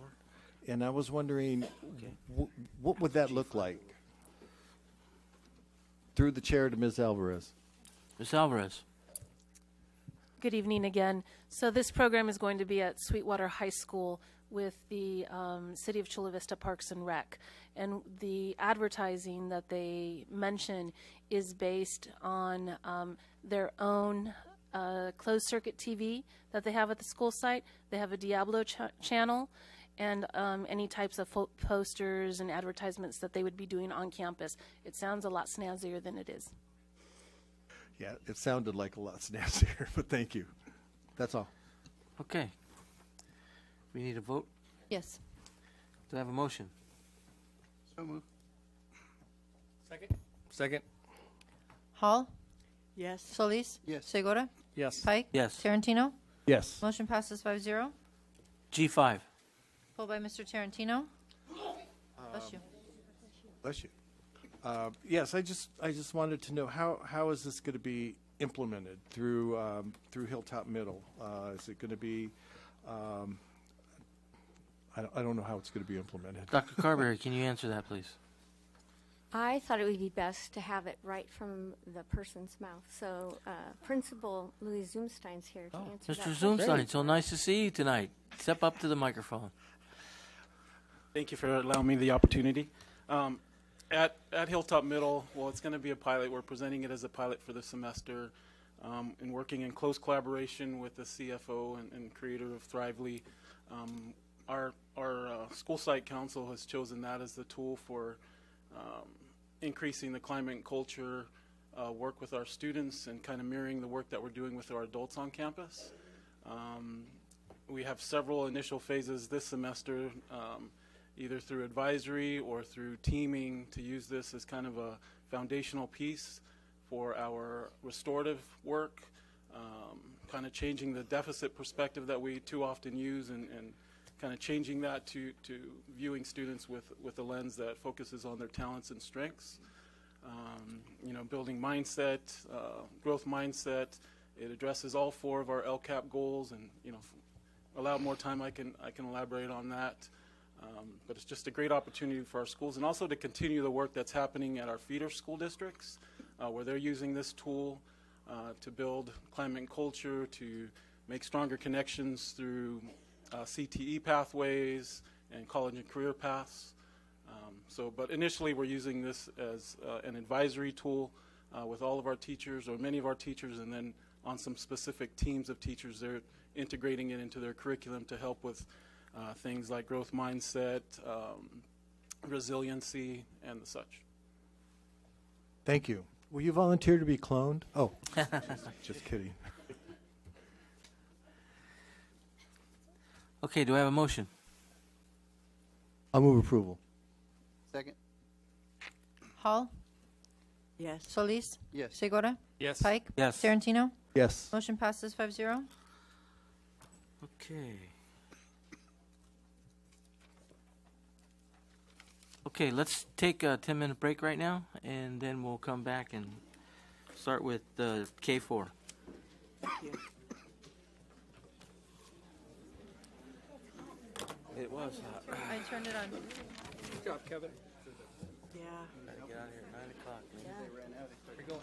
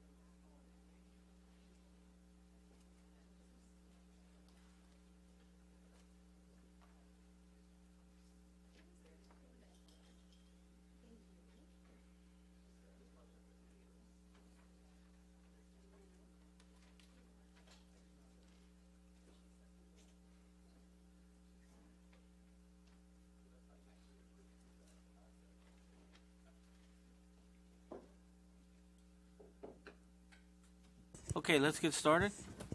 K4. I'm going to start. Yeah. Okay, so I'm going to introduce Dr.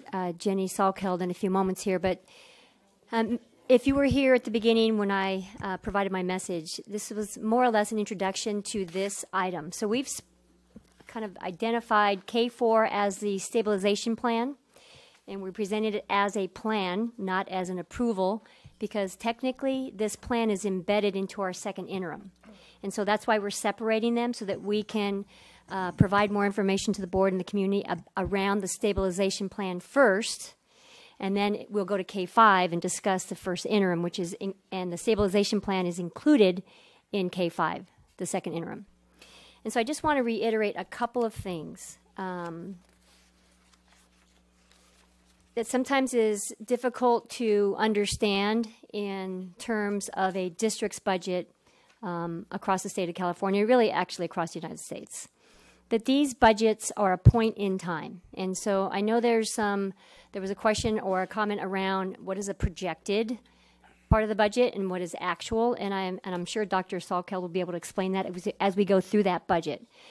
But starting in July, and she's going to go through a timeline, not here, but in the actual budget presentation, starting in July when there's an adopted budget, then there are timelines we have to meet as a district that are state requirements. The adopted budget in June, the unaudited actuals in September, the first interim in December, the second interim in March. We're going to have a third interim in May. And then in between there, we have other things that happen. The governor's proposal in January that impacts the second interim. And then there's a governor's May revise that will impact not our third interim, but it'll impact our final budget. And then what happens, which is kind of like not great timing for school districts, is that we have to approve, our board has to approve our budget even before the state's budget is approved by the governor. Because that's done by June 30th. And typically we have our second board meeting the last week of June. And so we always have to approve our budget before the governor actually approves and signs off the budget. And so sometimes, not always, but sometimes there are changes in the governor's budget that we have to then go back after June 30th and make adjustments. So it's always a point in time and based upon the best information we have at that point in time. And so tonight, Dr. Salkeld we're going to tag team this, and we're going to go through and present to the board and the community the ideas presented in this stabilization plan, which, by the way, is also our recovery plan. We've been calling it a fiscal stabilization plan because we're trying to stabilize our budget. At the same time, it is a recovery plan to fiscal solvency, right? At the same time, it's a stabilization plan, but it's also how we're going to recover back to fiscal solvency. It's our approach that we're taking, but that's what we've chosen to do. So at this time, I'm going to introduce Dr. Jenny Salkeld, our CFO. Thank you, Dr. Janney, and good evening, President Pike and Board Trustees. As Dr. Janney mentioned, what we'll be discussing with this specific item is providing some background on where the district currently is, and we'll start with the points in time, as Dr. Janney mentioned, because it's important to step back to December with the first interim presentation that we made to the board. And this particular setup, it is in compliance and it's in accordance with California Department of Education multi-year projections. So in terms of the work that we put together, looking at 18-19's budget specifically, as well as the out years, it's always based on the information that we have available now, as Dr. Janney mentioned, and how we start to build things going forward. So I wanted to start, before we get into the details of that starting point. This specific slide notes that back in December, looking at 18-19, the district was projecting at that point in time about a $10.5 million shortfall for June. So that's our starting point there.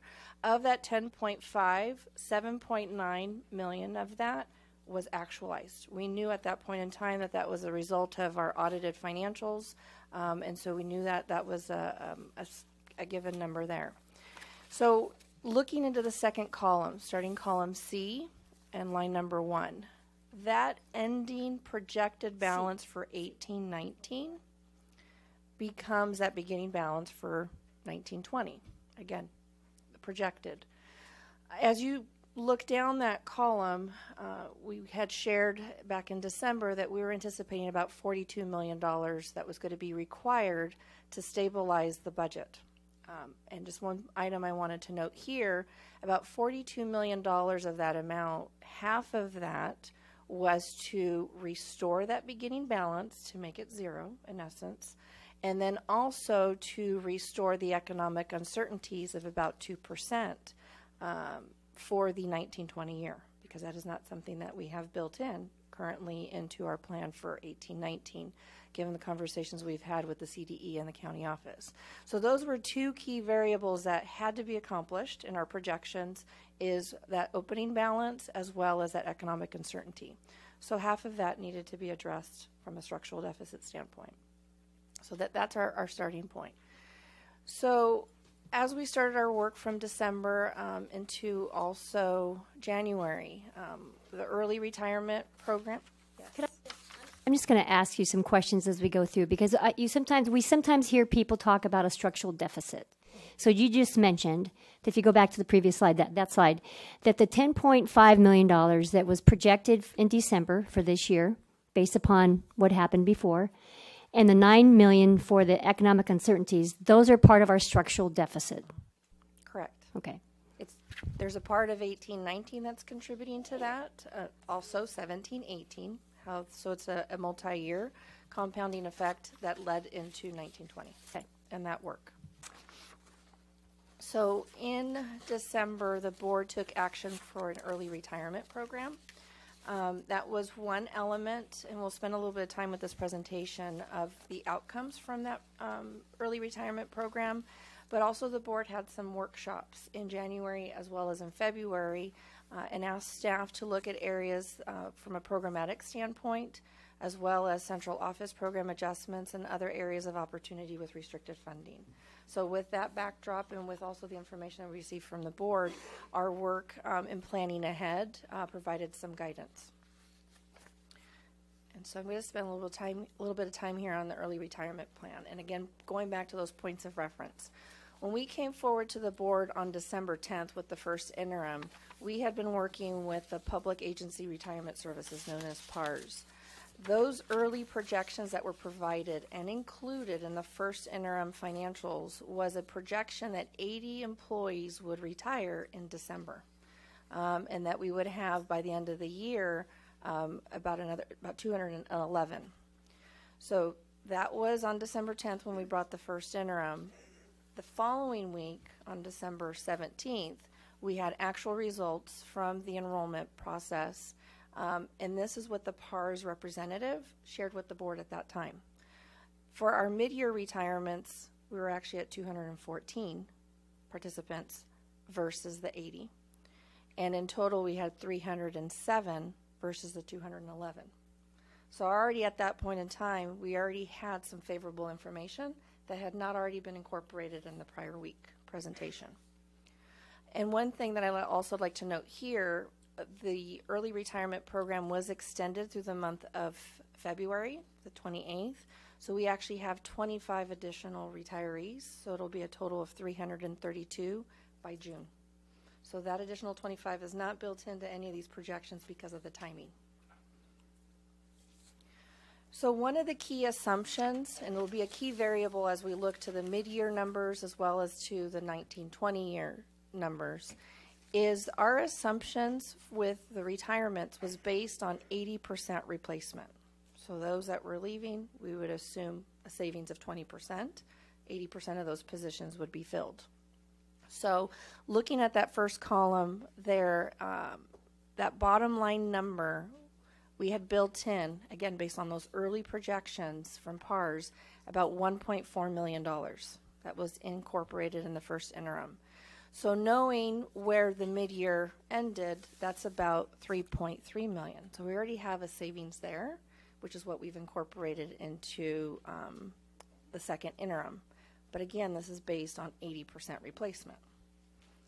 Knowing the work that we've done in the month of January with our Human Resources Department as well as with the school sites, that number, this particular slide, actually represents what has actually occurred during this window of time. So so I've segregated it between classified and certificated staff. Our classified staff, we had 109 retire as of December. But since December, we've only replaced probably about 10% of those positions. So 90% of those positions have not been replaced. And we anticipate that through June at a minimum. So that January through June timeframe. And this has been also in coordination with our labor partners that we've been filling those positions, particularly ones such as registrar and attendance clerks that are, from a necessity standpoint to ensure that those items are being met at the school site. Those positions are being filled through the transfer and promotion process included in the bargaining unit contract, and as well as provides that opportunity for staff to promote into those positions. So that's a key factor. Going back to December, we were assuming 80%. Now it looks like a much higher number in terms, or lower number in terms of what's being replaced as 10. As for certificated, we had 105 employees leave at December 31st, and we've only replaced approximately about 40. And that's a little bit conservative. We believe that that might be a little bit of a lower number once things settle with all of our movement with the staff. So that's, again, we were at 80%. This is 40. And that's also been in coordination with our labor partners with agreements that we had to move staff back into the classroom. Can I explain that a little further, please?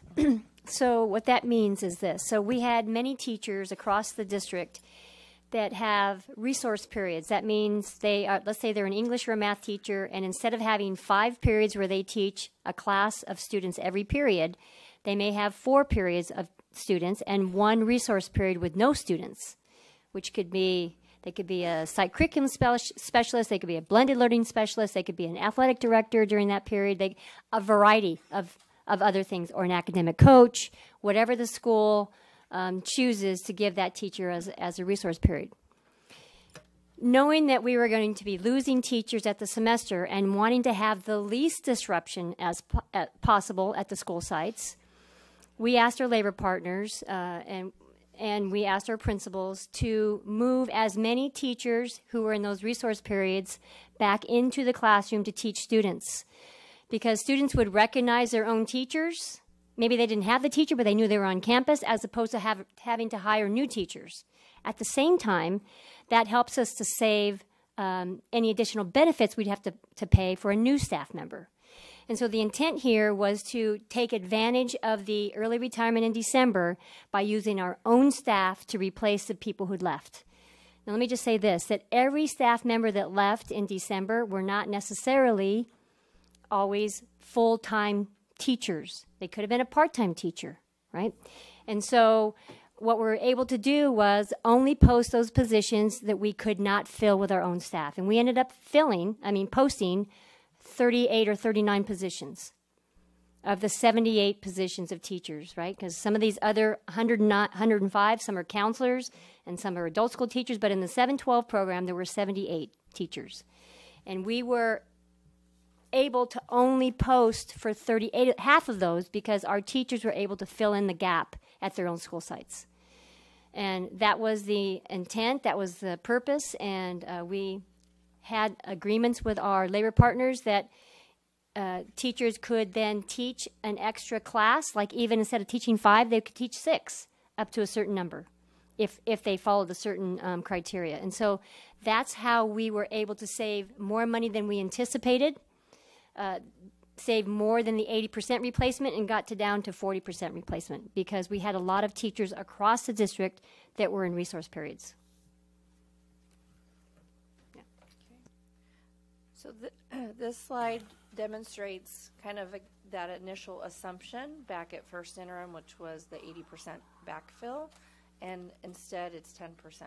So that changes what helps from an early retirement and how we can manage that over the course of the next 6 months is there's a little over $3 million on the classified early retirement process and those available positions to incorporate and help the current operations within the current year. And then the next slide demonstrates this from a certificated standpoint, it's also about $3 million. So we're looking at about $6.4 million between classified and certificated that is saved over the 6-month period.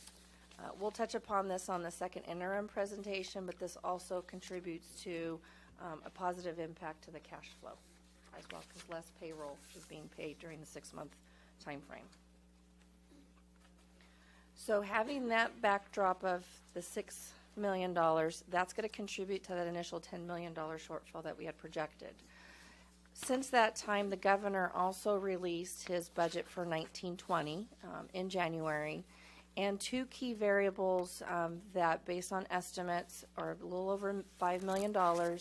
The governor included a contribution to, or at least from a cost of living adjustment, went from 2.5%, which was at first interim. It's now projected at 3.46%. And he also included a contribution to alleviate the escalating costs that school districts have been experiencing in the state over the last few years of the STRS employer rate contribution. So that went from a little over 18% down to 17%. So it's about a 1% change. Those two items together is about $5 million. I've mentioned this previously too during our board update in January. This number can certainly change from now until May when the governor releases the May revision because these items, the budget has gone to various committees for review and other state legislators could make some other proposals, and then it also can change in June. So this is basically our starting point, knowing the best information that we have from the governor's budget in January. The other item that is not included in this, in any of these calculations, is the governor's budget did reflect a special education concentration grant. And there are two tests, as noted there on this slide, and both of those tests the district meets as it relates to being above the statewide average for numbers with students with disabilities. Our school district's about 12.8%. And then also the unduplicated pupil percentage, which is around 62%. One thing to caution here, and the reason why it is not in the budget, is because per guidance from the Department of Finance, this is information that's still being worked on in terms of the parameters with that. So we didn't want to, although there's been information released by School Services of California indicating a rate of per pupil that could be a little over $8,000. We want to be cautious as this plays out over the course of the next few months so we can get a little bit more information. We do anticipate by May revise having more information. So that would be a positive as long as those two tests stay in place. So that would help when we continue to do our work for 1920. So now this slide here reflects what I shared with the early retirement program, the 6 months. So for 18-19, now it's a revised ending balance of $4.9 million in lieu of that 10.5. That reduction there in column B, row 10, then becomes the revised beginning balance for column C1 for 1920. So that difference now also helps offset what was required for budget solutions. One other factor that gets built into those calculations is going back to the early retirement are the assumptions of replacement. So for classified, the assumption is a 30% replacement. So we had 10% for the last 6 months. Going into 1920, we're assuming 30% replacement. And then for the certificated, we're assuming status quo at 40%. So those variables further help offset those budget, the budget calculations. Because again, when we presented in first interim, we were assuming 80%. So that helps bring down that number to about $22.5 million for 1920, and then for the subsequent year, $15 million. And this also restores the economic uncertainties of about $9.2 million and results in a positive ending balance. And then the next few slides are addressing those key areas in which will help close that structural gap at this point. Right. So one of the first things during the board workshops that the Board of Trustees wanted us to look at was how could we make some management reductions at the district level and reorganize so that we would need management reductions, but to try to do that from the district office and not the sites as much as we could. And so what you see is a reduction or a savings of about $3 million for district office reductions and or reorganization. So that means we will have approximately 16 fewer management. Right now there are 55 management employees at the district office. And the goal is about a 30% reduction, which is about 16 staff members. So we'll go from 55 down to whatever 16 away from that. Is that 39? Something like that. And so that's about a $3 million reduction or savings for next year's budget. In addition to that, we also have a proposal of other non-district management reductions to the total of $1.8 million. So of the $22.5 million of reduction or of the budget solutions we need for next year, about 4.7 will come from management alone, right? So that a quarter of that, just a little less than a quarter of that, or about a quarter of that, will be from management reductions. And so that's what the board wanted us to look at, and so that's what we've done.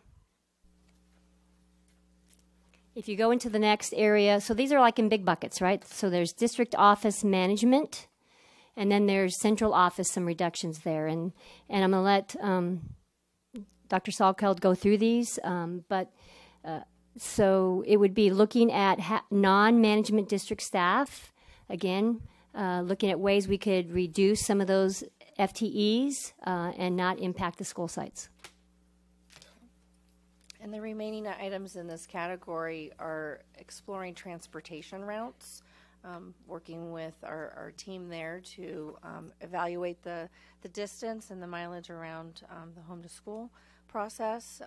Also looking at routine restricted maintenance. It's a funding alignment. We'll also touch upon that during the second interim presentation, because with the full implementation of the local control funding formula, it required school districts to meet a minimum 3% set aside for that purpose. And so for the district, it went from $9 million in this current year to about $13 million for next year. So there's opportunities to look and see with existing costs that are being incurred that can be moved into that restricted resource. One more comment. Sorry, I forgot to mention this. It says up there management furloughs. So this year, all staff across the district took furlough days. The minimum amount was 2, and so teachers took 2, counselors took 2, classified staff took 2, assistant principals in the management salary schedule, anyone from, and there are 8 ranges on the salary schedule, ranges 5 through 8, also took 2 days. If you were ranges 1 through 4, which are principals and some directors, they took 3 days off. The assistant superintendents took 8 days of furlough, and the superintendent took 10 days of furlough. So those furlough days are counted into next year's budget as well for management. We've decided to include that, and so that's part of the management reduction, is to include furloughs next year in the same way. And we did that on a tiered system, right? The people who make lower amounts of money have fewer days to take off. The people who make higher amounts of money have more days to take off. And that's how we did that. And it was an equitable way of putting in furloughs. In the last time this was done, I guess, in the district, I wasn't here, but it was a straight number for everybody. And so we're looking at equitable budget solutions in this process. And that was one of the ideas we had this year, to make it equitable and not equal. And the next item in the central office category, and we've been working very closely with Dr. Fulcher and his team, there is some opportunity for, it's the school-based Medi-Cal administrative activities program as well as the Medi-Cal program standalone for services that we are providing for students already, particularly through our non-public schools, and some of the services there that we can submit claims perhaps to be about $500,000. We are working closely with the outside provider as well as Dr. Fulcher's team, so that way. And what's key to note with each one of these items, we're working very closely to have that executable plan, because it is something we've been working with the County Office of Ed with these particular items, so that way these can go into effect come July 1st.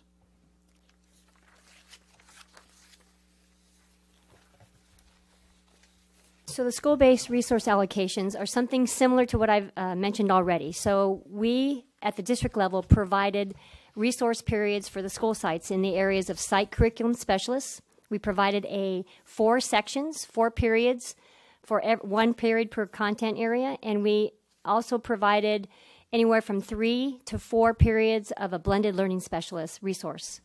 And so this semester, we pulled that back as a budget solution, and we're maintaining that we want to keep that pulled back for next year as well. So those site-based resource allocations refer to those types of resource periods that we will not fund again for next year.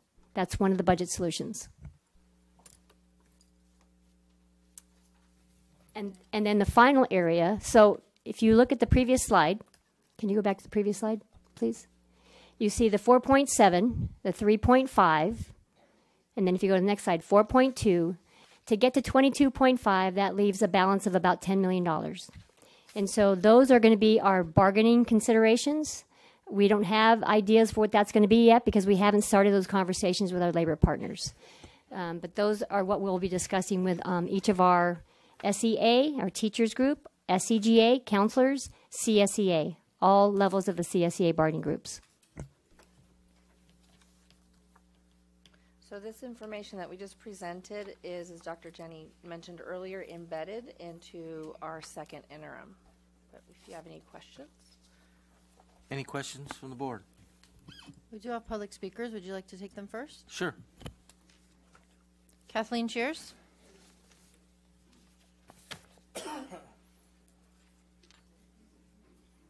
President Pike, thank you for doing the presentation first. I'd like to begin with positive. Think of how much worse this would be if we didn't have Dr. Salkeld and Ms. Piccone here. It would be a lot worse. Not from you, but from me.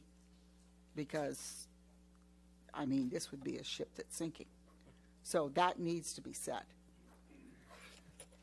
Additionally, you know what makes it so bad? Is the fact you didn't listen. That's why I get up here. You didn't listen. That's what's frustrating to me. Not because I want to say I'm right, but because I want to talk about the people whose lives these decisions are impacting. My heart bleeds for them because they live and breathe these students, and yet they're the victims of poor management. So moving on.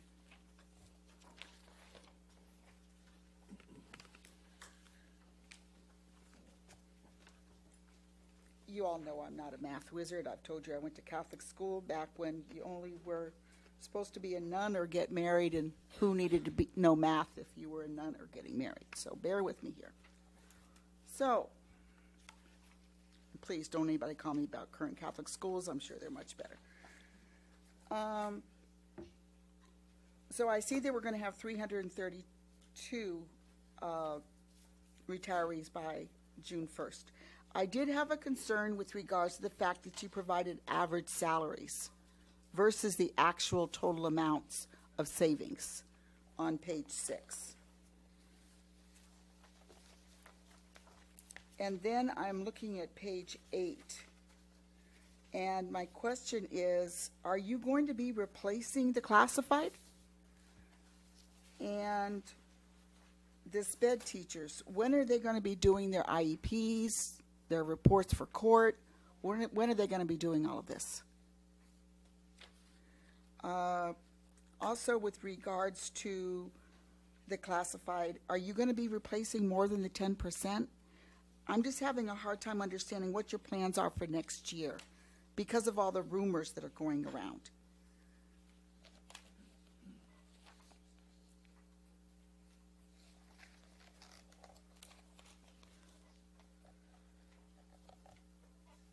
And then it says that with the 30% and the 40% that you're talking about replacing, those numbers just concern me. I just don't know how we're going to keep this district working if we're only going to replace that amount of people. That just bothers me. And then it shows here 16 fewer management positions. This is page 15. Where are the 16 going to go? Are they like out the door? Are they going to the classrooms? I'm going to hurry, Mr. Pike. And then again on page 16, people wonder why I harp on special ed. You all know I have an adult needs special ed daughter who went through this district. I know the importance of special ed. So that is why I harp on special ed. Thank you very much. Thank you. Izzy Ruelas.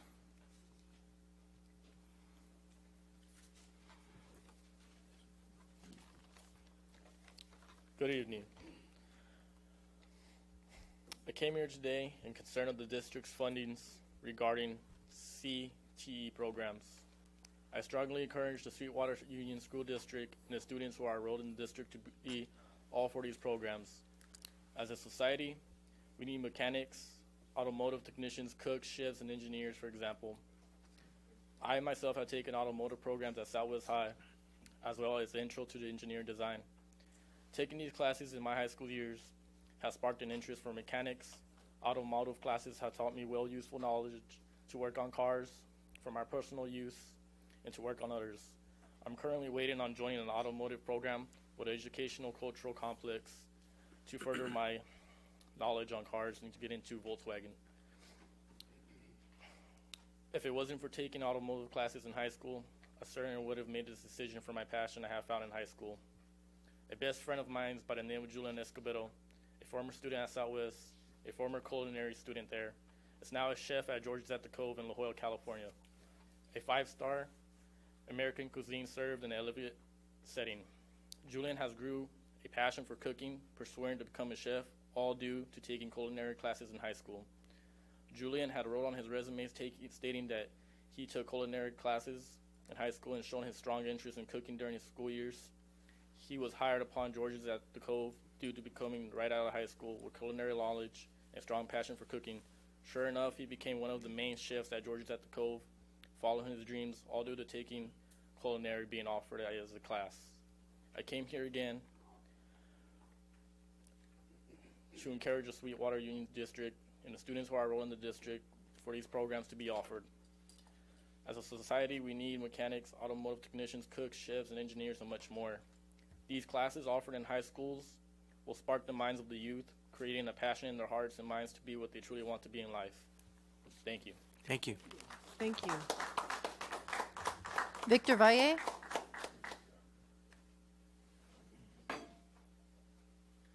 Hello, good evening, y'all. And I'm a former mechanic student at Southwest High as well.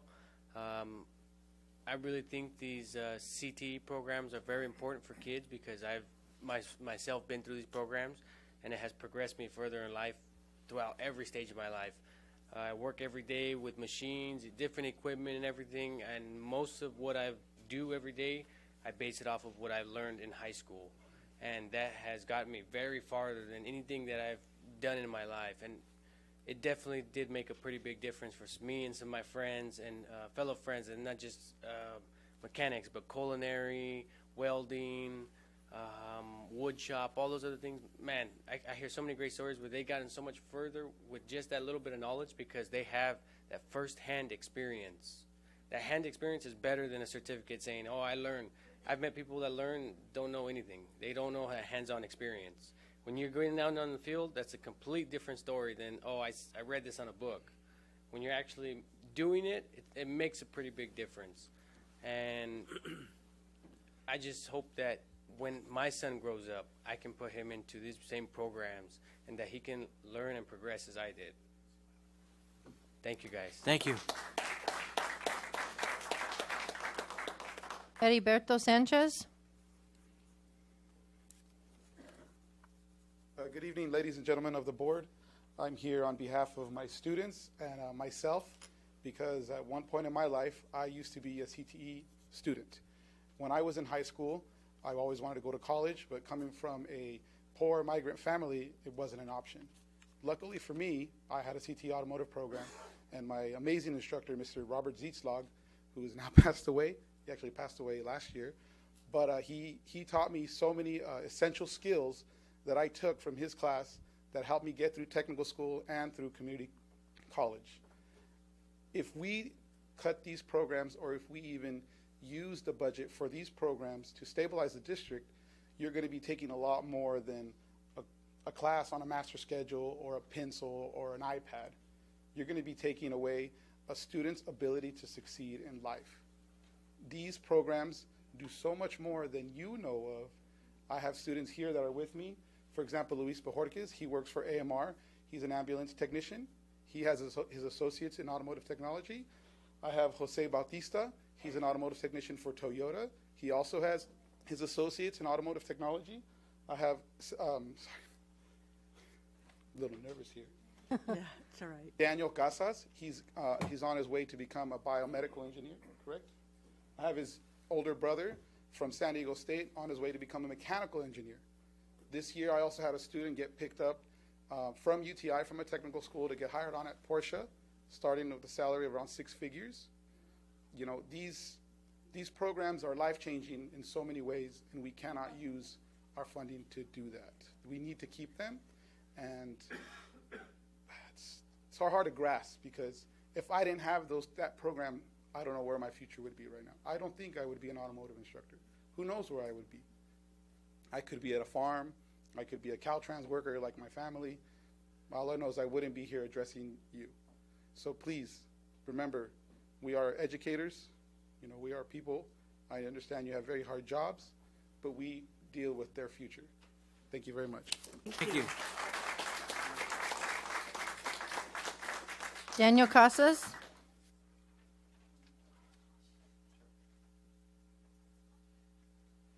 Hi, my name is Daniel. I'm a student of Mr. Sanchez in Southwest High School, and I'm a senior. My junior year, I would say academically, it was my heaviest year. I was taking 5 AP classes, and I could have taken 6. I could have passed all 6. However, I decided to take a CTE course, and that was my choice. The reason why was because the CTE courses are the only courses where you're guaranteed someone with experience in the industry, and experience that could potentially help students further along acquire jobs, such as Mr. Sanchez has shown you guys. And this year, same deal. I'm taking 5 AP classes, and I'm taking the CTE course instead of another AP course because of the experience that I gain in these CTE classes. My brother and I have younger siblings. We have a brother and a sister. And we would love for them to have the same experience that we had, because it's honestly irreplaceable. And we have approximately a 12-year gap between our siblings. So by the time that they are in high school, we will already have careers, possibly our own houses, our own families. And when I was in 9th grade, my English teacher told me that once you become successful, you're not going to want to come back to your community. And it was a hard truth. It honestly was, because she was right. When I thought about where I wanted to live when I was an adult, I thought Point Loma, La Jolla, everywhere but my own community. And it hit hard. It really did. So from there on, I decided to try to improve my community. So that way, when I grow up, my children, my siblings, and everyone in my family can enjoy the same community that I enjoyed. And with these CTE courses, I beg, please do not cut funding for them. They help students. We are solid proof and evidence that they help students. So I beg. Thank you. Thank you. Israel Ruelas. Israel? No further speakers? Okay, if there are no further speakers, we'll go to K5. No. Anybody else have any not questions? I'm done sorry. with K4. Go ahead. So I just wonder what I'm missing in all of this discussion. What has gotten out to the community that they're coming and asking us not to cut their CTE programs? So what is out there about CTE in this budget solutions?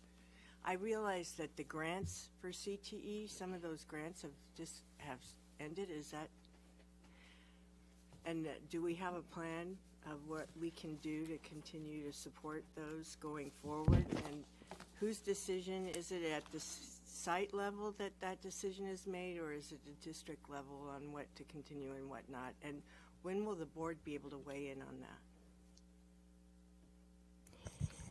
So CTE courses, like any other course in a master schedule, is determined based on student requests.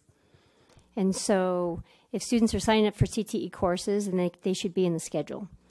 The question that's been out there is that we have lost, so there is a concern because we have lost some CTE grants that are ending at the end of this year. And so the concern might be, how do we continue to keep the same level and pace and continue to grow CTE over time? So that has not been a decision that's been made yet. We're still looking at that as a budget solution to ensure that we maintain the CTE program. We know it's a board priority. We know that the need is there. And so that's perhaps possibly where that's coming from. It's because the CTE budget has been, looks like it's been reduced because of that grant. I will mention a couple of other things. So sometimes it's hard to understand that we're not necessarily replacing all of the people who leave on the SERP. I will let everyone in the audience know, and the community at large, that we still will be following all of our bargaining agreements, our contracts. And the bargaining contracts say that teachers have a certain guarantee that they don't have any more students than they're entitled, that they in the contract. All right, so that means 176 students are the contracted number. For counselors, it's 360. So those are contractual obligations that we meet all the time. So the only way that we're able to reduce or not replace all teachers is because the numbers may not be there. If the numbers aren't there, if the numbers are there, then we fund those classes like we normally do because it's part of the contract. There are special ed requirements, there are science requirements for class sizes, there are ELD and bilingual class size requirements, all based on the contract. So none of that changes because of the budget. None of that changes. We are obligated, and we will continue to fund those classes like we're supposed to fund them. So where we're looking for those savings is in reducing. So when we get to the next budget item, the interim budget, you're going to see that our enrollment is projected based on all the best information we have right now, that our enrollment's going to go down next year and the following year. So based on that, we fund our schools. The school allocations are based on a 28-to-1 ratio. That doesn't mean they have 28 students in their class. That's a 28-to-1 ratio across the district. And so that means that the most a teacher can have in a classroom, in a typical classroom, is 176 kids. So that's how it works. We're following the contract. We're not changing that in any way. But we're trying to maximize people who go out the door and, to the extent possible, not replace those positions if we can help it. But we certainly will not violate any contract or any practice that we're obligated to follow.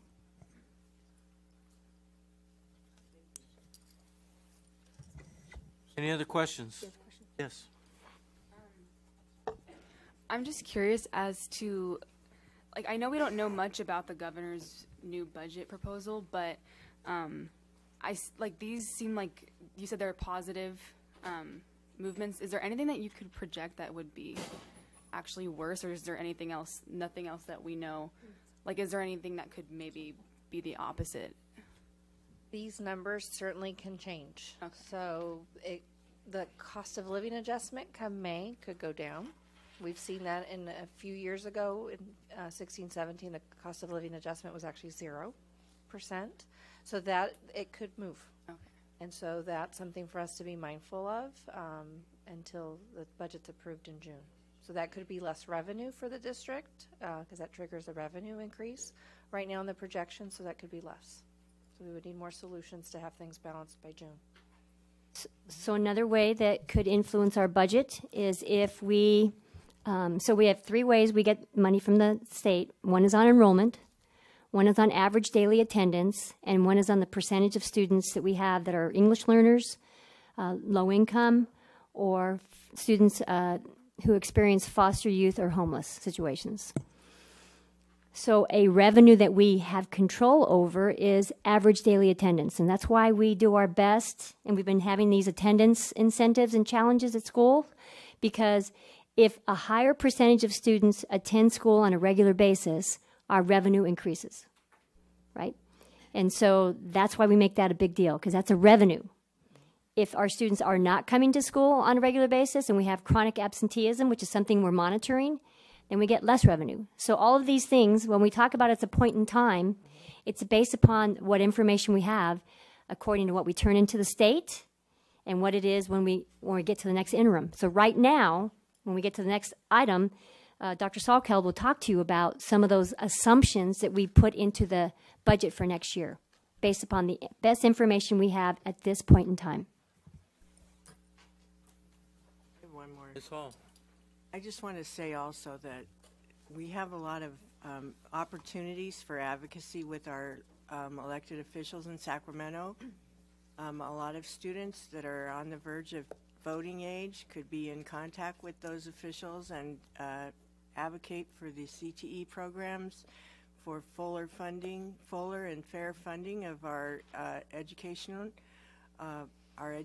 systems. There's a lot of advocacy and a lot of movement in Sacramento to increase funding for preschool, before kids enter into elementary, because it does set them up for a more successful experience as they enter and go through the grade school and upper grades. But what we have is students now that really need to have those opportunities and those meaningful experiences in the classroom that will keep them in school and keep them engaged and prepare them for job opportunities in the future, in the real near future for them. We can't forget about them, and the more that people reach out to their local legislators, they're ones that represent in Sacramento, to advocate for that, it helps all of us. That's all I have to say. Any other comments? Yes, Mr. Tarantino. Yes, during the community correspondence, there seems to be a concern that we won't be able to meet our obligations to special education students. Is that something that is on the table, or where is that coming from? Do we have any idea, or is it just out there? First of all, I'll introduce Dr. Fulcher, but I'll say again, we have, if we are bound by a student's IEP, and that dictates the kind of services we provide to the student. And that's an IEP is, as many people know in this room, the teacher's present, the parents present, when possible the student's present, and other people are present to help determine that IEP. And we have other contractual obligations in the contract where classrooms are funded at certain class sizes, and so that's still all part and in play. And we still have to. But I'll let Dr. Fulcher respond if there's anything else. I don't think there's much more to add. I will offer one additional comment. When you hear districts or any school across the nation talk about cutting special ed, it does create some concern. Parents don't feel their kids' needs are being met. I always tell parents and those who work with students that we have not just a moral obligation, but a legal obligation to provide those services. So we can talk about budget cuts. The one wild card, if there are some, or if there is one, would be a student who needs services. We can't ignore that, and we can't neglect it. And our teachers also, I know there was a question earlier about when will they do certain tasks. They have, right now in our district, 8 or 9 contract days to write IEPs, reports, do testing, assessments, schedule those IEPs for meetings. So we're assuming the work will continue as it has in the past, and our students will be served to the high degree and extent they have in the past as well. Thank you, Dr. Fulcher. Any other questions from the board? Mr. I have a question. In regards on page 12, since we're talking about special ed, I know that we're not counting on this, but is there a guesstimate on what that could provide us if the number stays at the $8,150? Excuse me, we were actually talking about that this morning. It could be possibly $6 million. Okay. To the district. That would help relieve or at least reduce the contribution from the general fund into the general. Like how much? I mean, like, so would that be all of it? It would go. So would all go to special ed? I mean, but would it relieve all that funding for the general fund? Would be correct. This would be used for that. Okay. Again, it just depends on the conditions, as I say, kind of if there are strings attached right. with the monies, and we'll have a little bit more guidance come hopefully by May. Yes, definitely. And, right. So it all depends on the conditions that are attached to that. And thank you for those comments, Dr. Janney and Dr. Fulcher on the special education students, and there's, like you've said, that there's a lot of laws out there, and we understand that we're having, we required and want to serve students, and because when we don't, that's when it really costs us money, and everybody gets that, and I appreciate all the work that that department does to service to all our students. And just one more comment about this particular special education concentration grant. It's another opportunity for advocacy, right? Because the governor has not made this final decision yet. And so the more people that can advocate on behalf of this grant having flexibility, right? Because right now, the conversation is, it's not been decided, the conversation is that we would have to use that towards something in specific and not necessarily to contribute towards special ed as we would like to. So flexibility on this grant would be not just appreciated by our district, but every district in the state of California. Every district would appreciate that flexibility. And what's one more time, Mr. President? Yes, go ahead. And so in regards to advocacy, and I appreciate the job that our legislative team does on it, and everybody here. I was up there for 3 days myself for my job, and I was doing everything I could and talking to all our legislators, but Senator Wesso, Assembly Member Lorena Gonzalez, all of them are champions of this district, and Dr. Weber. But like Board Member Hall stated, to hear from their constituents who are advocating for the CTE is you can do that on an email to them. That has a lot of impact. They want the community and the constituents to have jobs and careers and be able to earn a living and provide for their families. And I am a big proponent, as this board is, and it's a priority, is career technology. That's the route I went.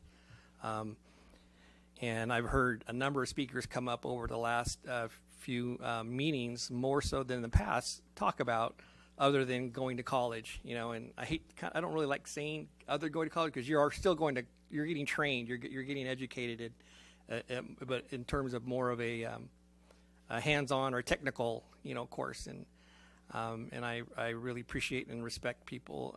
I'm one of those persons that have done pretty well for myself and my family in going that route, so I fully support that and always will. But thank you for coming and speaking, and especially the students and the instructors, so thank you. I'd like to add, if I could, go right ahead. In terms of emphasizing the points made about advocacy, these monies here, particularly with the STRS and also special ed specifically, these are monies that in the governor's proposal that are outside of Prop 98. So Prop 98 has the guarantee to school districts. So anything outside of Prop 98 is where there can be a lot of negotiations at the state level. So I think that's where the advocacy comes into play, because it could have a legislator who could change this proposal, because it's about $390 million right now that's included for special ed. That could change. And so I think just being mindful of that piece, because that's where the negotiation can come in. Thank you. And can I just clarify I think when I heard the question about would that, like you said, approximately $6 million in that special ed grant, that would not take care of the contribution that's district made out of the general fund unrestricted portion, because that's at what percentage of our unrestricted We'll share funding? this on the second interim. It's about 70 million right now. Yeah. And so that would help. It would reduce it, but it wouldn't. Right. Yeah. Would not take just a portion of it. Thank you. Okay, no further questions. We'll go to. Mr. President, if I may. Yeah, go ahead. I'm real sorry. quick. So just real quick with regards to financing and our education, California is the 5th largest economy in the world. Yeah, we're the 46th per student spending, and number 1 per prisoner spending. So that's advocating to our elected officials that our priorities are wrong. Okay, so that would help us tremendously. Granted, the situation we're in, it would help tremendously if we switch that. We wouldn't be talking about this. But that's one thing that I think we truly need to advocate for, is we need to change that mindset in Sacramento, because if we're doing pretty well in the world, I mean, we should be treating our kids a lot better than we are.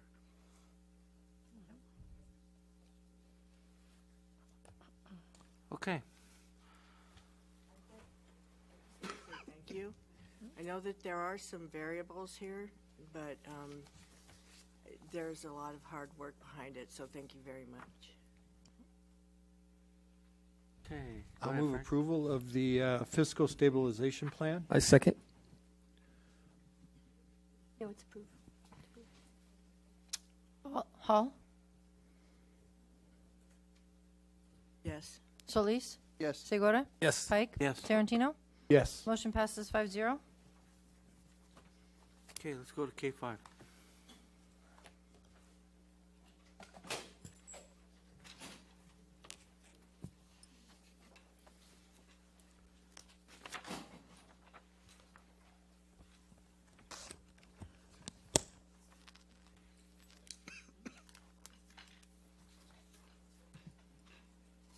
So this next item is reflective of what the board has, which is we call the SACS report, the Standardized Account Code Structure Report.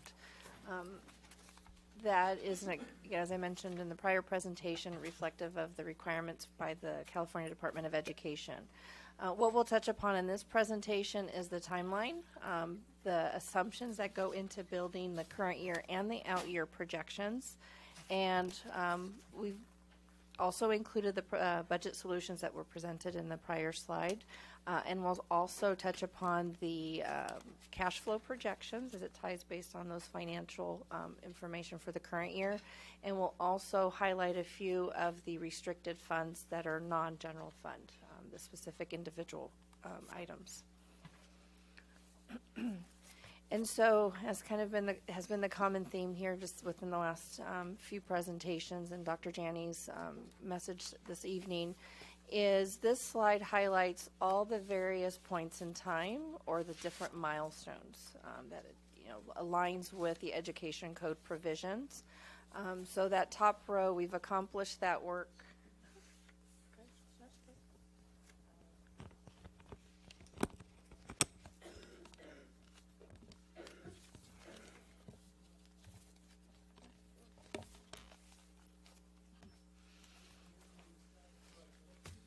Because the budget is always ongoing and evolving throughout the year. So first interim was an update that we provided to the board as to where things were looking at and what we projected for the end of the year.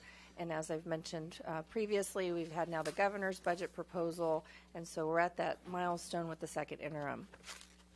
As kind of looking ahead, and Dr. Janney mentioned this as well, one criteria now that's new for the district because of our previous certification, the district will need to provide a third interim report, and that is an update of activity through the month of April. So if there's anything that changes from a revenue standpoint or an expenditure standpoint, we'll be bringing that forward to the board in May for review.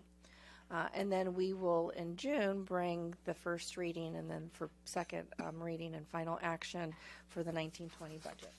So those are the kind of the next few steps over the next few months. So requirements of the California Education Code is to bring a second interim forward to the board and to have action by March 15th. The report, that SACS report that I mentioned, will be going to the County Office of Education before the 15th. They will review it, provide comments, and then it also is submitted to the CDE. This information is reflective of the district's budget information as of January 31st. And then the board must certify, just like it did back in first interim, the current financial position not only for 18-19, but also the two subsequent out years, 19-20 and 2021, with one of those certifications noted there. And at this point in time, as we've shared, it'll still continue as a negative certification as we did in first interim. Perhaps by the time we have our third interim, if we have more positive information given our continued analysis with staffing as well as our estimated actuals in June, that might change. And so this slide here is, again, these are the building blocks. We're going to start off with revenue assumptions and then also expenditure assumptions. What's changed since first interim, and one key area to note is the enrollment. So for 2018-19, what we had previously shared with the board back in October, when we started our budget revision, we were anticipating for 18-19 that there would be an enrollment of 39,400. By the time we came to the board for first interim, that had decreased to 39,127.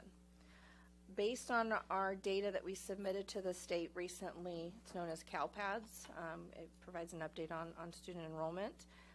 Right now, we're going to hold, this number is going to stay status quo as it relates for 18-19.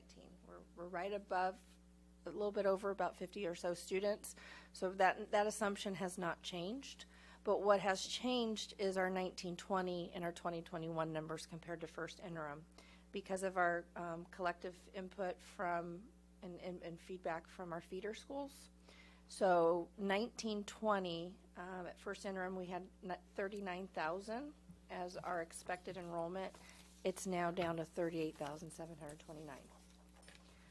Our 2021 year, we had estimated at 38,750. It is now 38,479. So that's important to know as we start to do that out-year projection. Revenue is going to be declining. That will correspond with those decreases. And funded ADA, the way that school districts are paid in California, when you are in a school district that is in a declining status, you use the average daily attendance, and that's why it is important to keep those numbers high. You can use the better of the 2 years. So as an example, for 18-19, that funded ADA is reflective of last year's number because it was higher. So you get the benefit of the prior year information. And that's going to be the case because of the declining enrollment the subsequent year. So for 19-20, those numbers there are based on 18-19. So the more that we can do through June, we actually have a reporting period coming up here this month known as P2. So the more that we can get those numbers up, it actually helps also the next year. So something to keep in mind there. And then another variable that is factored into the revenue calculation is the unduplicated percentage. For this year, it's about 62.8%, and that was also based off of the CalPads report that we received or calculated off of our student information system. And then this slide here notes the new cost of living adjustments per the governor's proposal. So again, goes back to the revenue increases. This slide are all the other components, whether it's federal, some other state considerations. One thing that I'd like to point out that is not in the out-year projections and also does contribute to a certain extent a structural deficit. During Governor Brown's time as governor and the conservative approach with the Department of Finance, there was a lot of one-time discretionary dollars. So in 18-19, the district apportionment's about $6.8 million. That money's not going to be available in the out years, so that it's not factored in. Unless, again, things change, come May revise, there might be a reallocation of monies. But that has been somewhat a constant over the last few years, but now not going forward. So it's important to note that. Any item that changed on here in terms of rates is reflective of the governor's budget. So in the 1920 and 2021 years, the mandate block grant went up slightly a little bit for those two grade spans, but not materially, probably a couple cents, 20 to 30 cents. And that was information that was provided in the governor's budget. So now it's reflective in this second interim. Okay. And now this next slide are the expenditure assumptions. The only key change here compared to first interim is that STIRS contribution went down for 1920 and the out year based on the governor's proposal. We also made some changes to the consumer price index number. That's based off of information we received from School Services of California. During the first interim, it was about 3.5%. Now it's about 3.8. So those are numbers we factor in when we're looking at our financials in areas such as contracts, supplies, things like that. That becomes a variable that we factor in. One area that I'd also want to point out is utilities. So comparatively, or at least comparing to first interim and given the current trends to date, that is an area that we did increase the budget in the current year as well as in the out years. For 18-19, originally we had $9.1 million. So this second interim now reflects an increase to 10.2. The utilization that we're seeing, and by the time we annualize that for the end of June, will be much higher. So we made that adjustment during second interim. And we continued with that pattern going forward. And then the contributions, since when we tie to the specific funds, both adult fund and cafeteria, we'll highlight those in the subsequent slides. Those contributions remain unchanged since the budget was approved by the board, or the revised budget was approved back in October. Okay. This here is what notes the contribution was mentioned earlier about special ed. So from the general fund, these are the contributions with this year projected and the out years. So if the special education concentration grant does materialize, it will help the 1920 and 2021 years, perhaps around that $6 million if that number stays about what's estimated. For career technical education, that number, that contribution from the general fund is remaining at about 2.3-ish million, because there are requirements under the College Technical Education Incentive Grant that the board, which would be sunsetting in June. There are some maintenance of effort requirements, so that number is staying static through the remainder. There's a 3-year requirement after it sunsets. The next item is the routine restricted maintenance. So I highlighted that in the prior presentation as well. That is in accordance with the new requirements with the local control funding formula. That increase of about $4 million. We're going to be looking at some expenditures such as plant operation supervisors or custodial staff that will have a direct dotted line to the director of maintenance, where we can align some of those funds without increasing further costs. So that's a funding realignment opportunity. And the reserve assumptions also reflect the restoration or the requirement of the economic uncertainties in next year's budget and then the out years. In 2021, there is a qualified zone academy bond requirement that's going to be paid. It's going to be maturing. So that now also sets aside those monies to make that payment obligation. Okay. So with all of these different components shared on those prior slides, all those different numbers, we put those calculations through, also based on what we had shared with the early retirement plan for the 6 months this year and the projections for next year of the 30% classified, 40% certificated. This is the what we're anticipating, which I also shared previously, about $4.9 million for 18-19, and then a positive ending balance for the other 2 years. Okay. And this is a new slide that we've added. So now that we've got 3 different reporting periods, we've got our adopted budget from October, the first interim, and then the second interim. The line to highlight is row 3. You can see that change from column B to column C. That $7 million, a little under $7 million reflects that early retirement savings calculation that's factored in there. And then the row below that, row number 4, you can see a slight uptick in supplies and operating, and that's reflective of the changes that were made for the utility costs. So again, a significant decrease from in ending fund balance, still not positive, but it is going in the right direction, and the economic uncertainties are not included. And as we continue our work, these are areas to still keep on our radar. Is any further declining enrollment? That'll impact our revenue numbers. If there's any change with special education, that'll be requiring an additional contribution from the general fund from now until June. Us kind of monitoring the cash piece, which we'll touch upon here a little bit shortly, and then the budget proposal.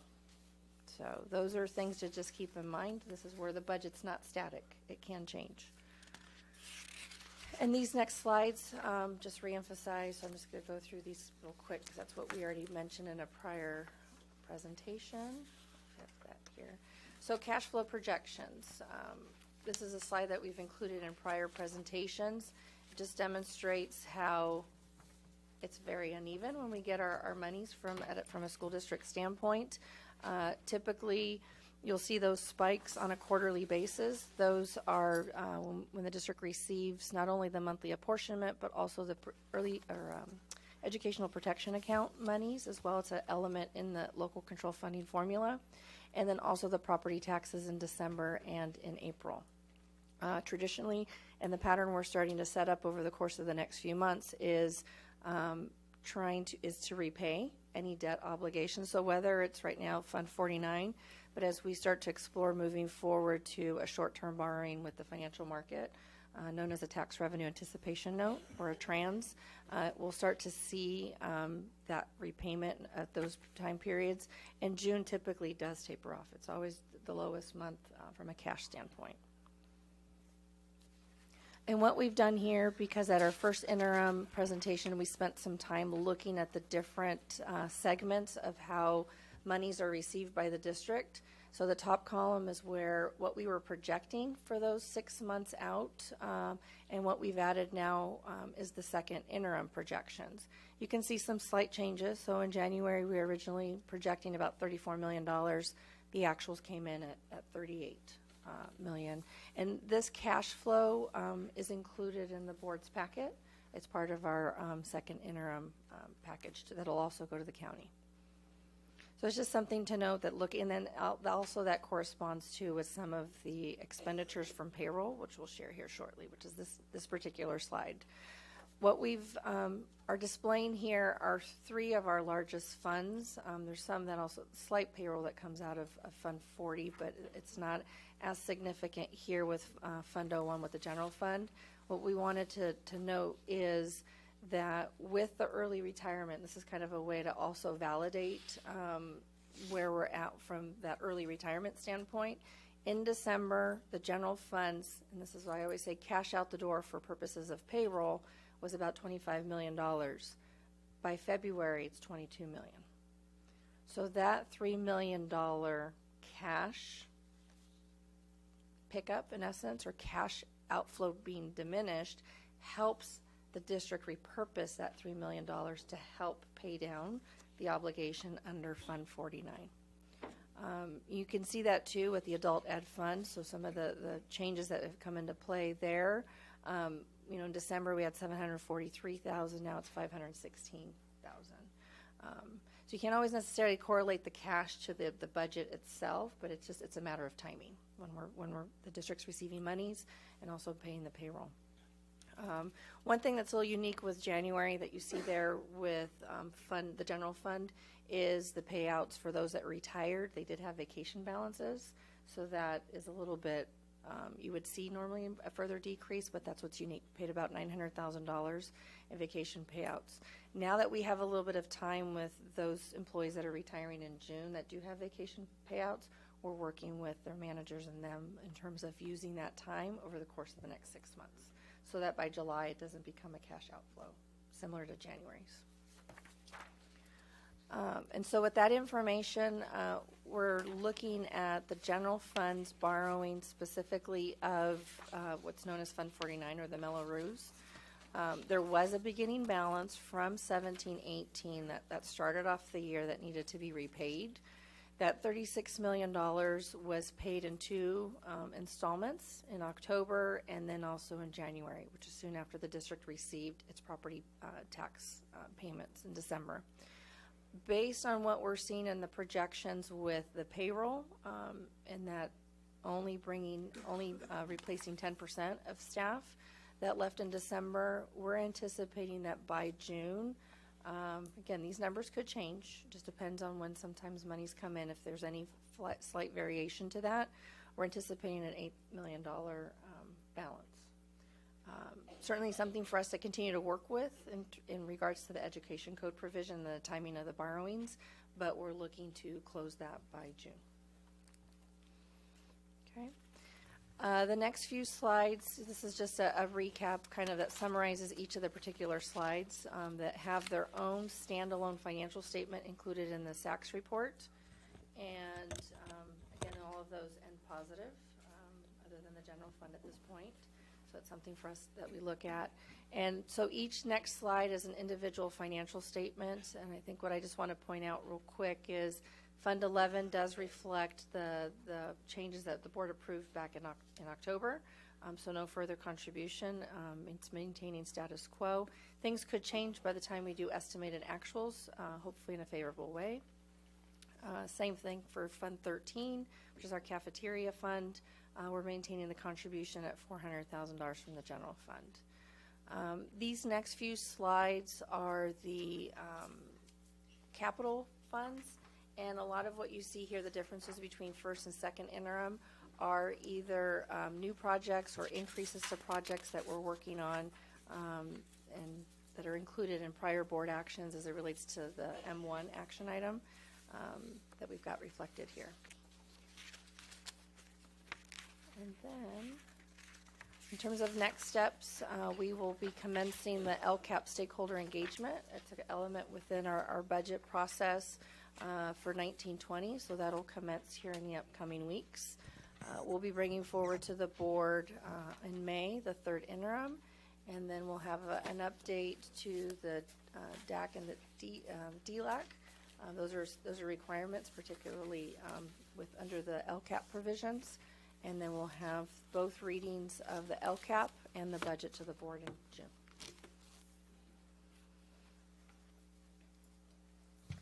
Any questions? Do we have any speakers? Just for clarification purposes, the LCAP stakeholder engagement those are our trustee area meetings that we're planning. We haven't had them yet, it's true, but we are still planning them, and they're coming. In each trustee area, we have the schools identified. It's trying to find the night that works for those schools. So we're still working on that.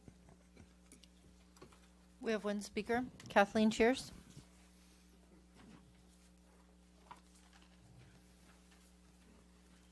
Amazing. A year ago, I saw this same presentation. Didn't know any more than I came when I first came. That's a positive for Dr. Salkeld. I'd like to begin by thanking Trustee Hall for raising the CTE issue. And I know, Trustee Segura, you are a big proponent in it. You simply cannot cut those programs. When you look at the demographics of our youth, I mean, that is something we really, really need. I have a family home in Old Chula Vista, and the sink broke. No big deal. So I had a friend of mine, contractor, come over and look at it. He goes, oh, God, this is way beyond my level of expertise. Well, it turns out that back in 1950, when they built the house, they used cast iron, but because of the Vietnam War, wasn't good cast iron, and so, I mean, it's lasted a long time, but then I was presented with a $10,000 bill. That was for a plumber. So I just raise that as just something else, why it's needed. Sure wish I knew a Sweetwater plumber, not employee plumber, but graduate plumber. Let me rephrase that here. Additionally, I've also mentioned several times that I was a foster mom of many youth. They were all boys. That's why I have gray hair. My daughters were perfect. My sons, oh my God. CETE really would have helped them. I'm hearing we're looking to move, just rumor, Dr. Fulcher. I'm hearing that we're looking to move fundamentals into mainstream, as did San Diego Unified. That concerns me greatly, especially when I read in the news, which I do believe most of, that they are being hit with many lawsuits right now. Moving on to the presentation on page 6, I'm curious as to who does the projections with regards to the enrollments. I notice in 2020 it drops from 398 to 250, so I was just kind of curious. On page 8, you know, we are going to have a new San Diego Gas and Electric charge plan, and the most expensive will be from 4 to 9. So with the exception of these board meetings, you should be saving money. So I just wanted to throw that out there, so maybe it won't be that high. But be sure you have whoever decides on what rate plan you want, that they know what they're doing. I'd then like to ask a question, bear with my ignorance, on page 10. What are school site donations? And on page 27, with regards to the cafeteria fund, I'm curious as to why such a major drop from 456 to 418.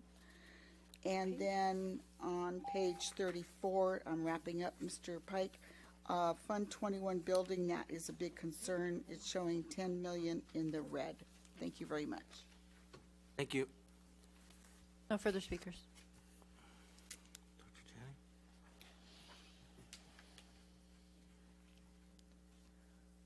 Mr. Tarantino.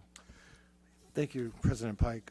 Through the chair to Dr. Salkald, on slide number 7, what accounts for the difference in the lottery funds? I guess I don't know what GFU versus GFR means. So general fund unrestricted and general fund restricted. Okay, all right. So those monies from the lottery are very specific, come with some strings attached. Right. Okay. General fund restricted has to be used on specific instructional materials. Okay. And then my other question was the same as what Mrs. Cheers had. What constitutes a school site donation? Because at one time, district office was rating school site ASBs to supplement the general fund. That's not what we're implying, is it? No. So these monies here, again, it's an estimate in terms of our reserves. These are if a donation was made, we have to honor the donor's request. If they provide the monies to the school for a specific intent, we could have a foundation, we could have individual donors say, I only want you to use this for supplies or for whatever purpose. So we have to honor those designations, and sometimes at the end of the year, there's a balance. Those carry forward into the next year, so we have to ensure that we maintain a reserve for that. Okay, so all of the monetary donations come to the district, and then the district cuts a check to the school sites. Is that no? It's part of the school's budget process, and the board does take action every month, a donation item. Correct. And so a lot of those are included in here. So no, it's part of their own operating budget. Oh, okay. All right. We just Thank have you. to account for it in our budget. Okay. All right. That helps. Thank you. That's all I have, President Pike. Any other we questions? have to take the aggregate. Any other questions? Mr. Segura. Page 9, back to career technical education. So I know we one of our grants ends at this end of the school year. So do we have any applications out for more grants? We do. Yeah. We are applying for 2 grants. We got early word that it looks like one of them we're going to get, and the other one's not due, I think, until this week to even go out. But we got. Those aren't necessarily, though, for teaching periods. They're for things to support CTE courses like professional development, counselor help, things like that. They're not necessarily teaching periods, so we would have to supplement that in a different way. Thank you. Ms. Hall.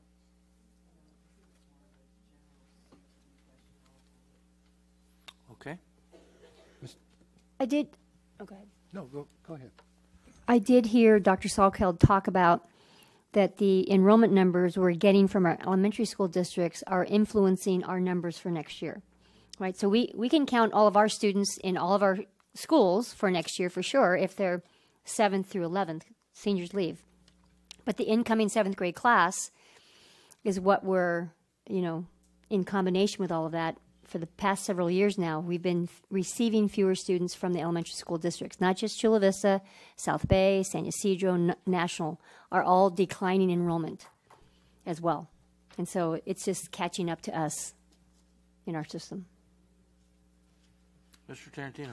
Yeah, I would just like to say that I'm sorry that Mr. Vasquez left because I think you've included the form in which almost every board meeting he comes asking for.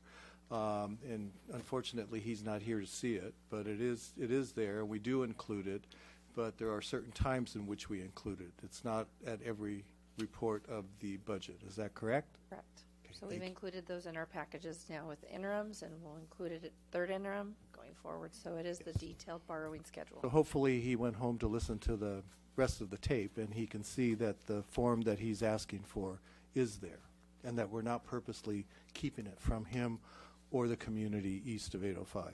Thank you.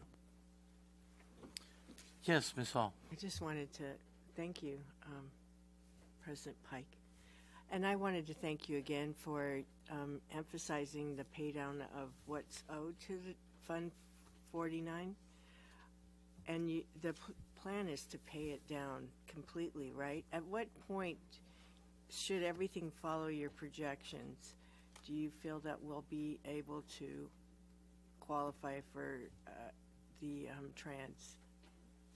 We've been in conversation with the district's financial advisor, Fieldman Roll-Up and Associates. We are exploring that for possibility for 1920.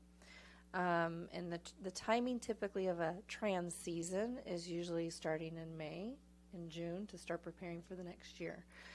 So we are looking to bring forward to the board some information in terms of those financing options by May, but we may end up coming in more on the tail end of it because we need to get the budget reconciled because it does go out. You do have to get a credit rating for that short-term borrowing, so we need to make sure that everything is approved in June, given the district's current financial position, before we proceed with that. But that is the plan to move forward in that direction. Mr. Segura. I'll make a motion to approve K5. Okay. Second. Hall? Yes. Solis? Yes. Segura? Yes. Pike? Yes. Tarantino? Yes. Motion passes 5-0. Dr. Sokol, I'd just like to thank you for being our Google in finance. You answer all our questions. We love it. Okay.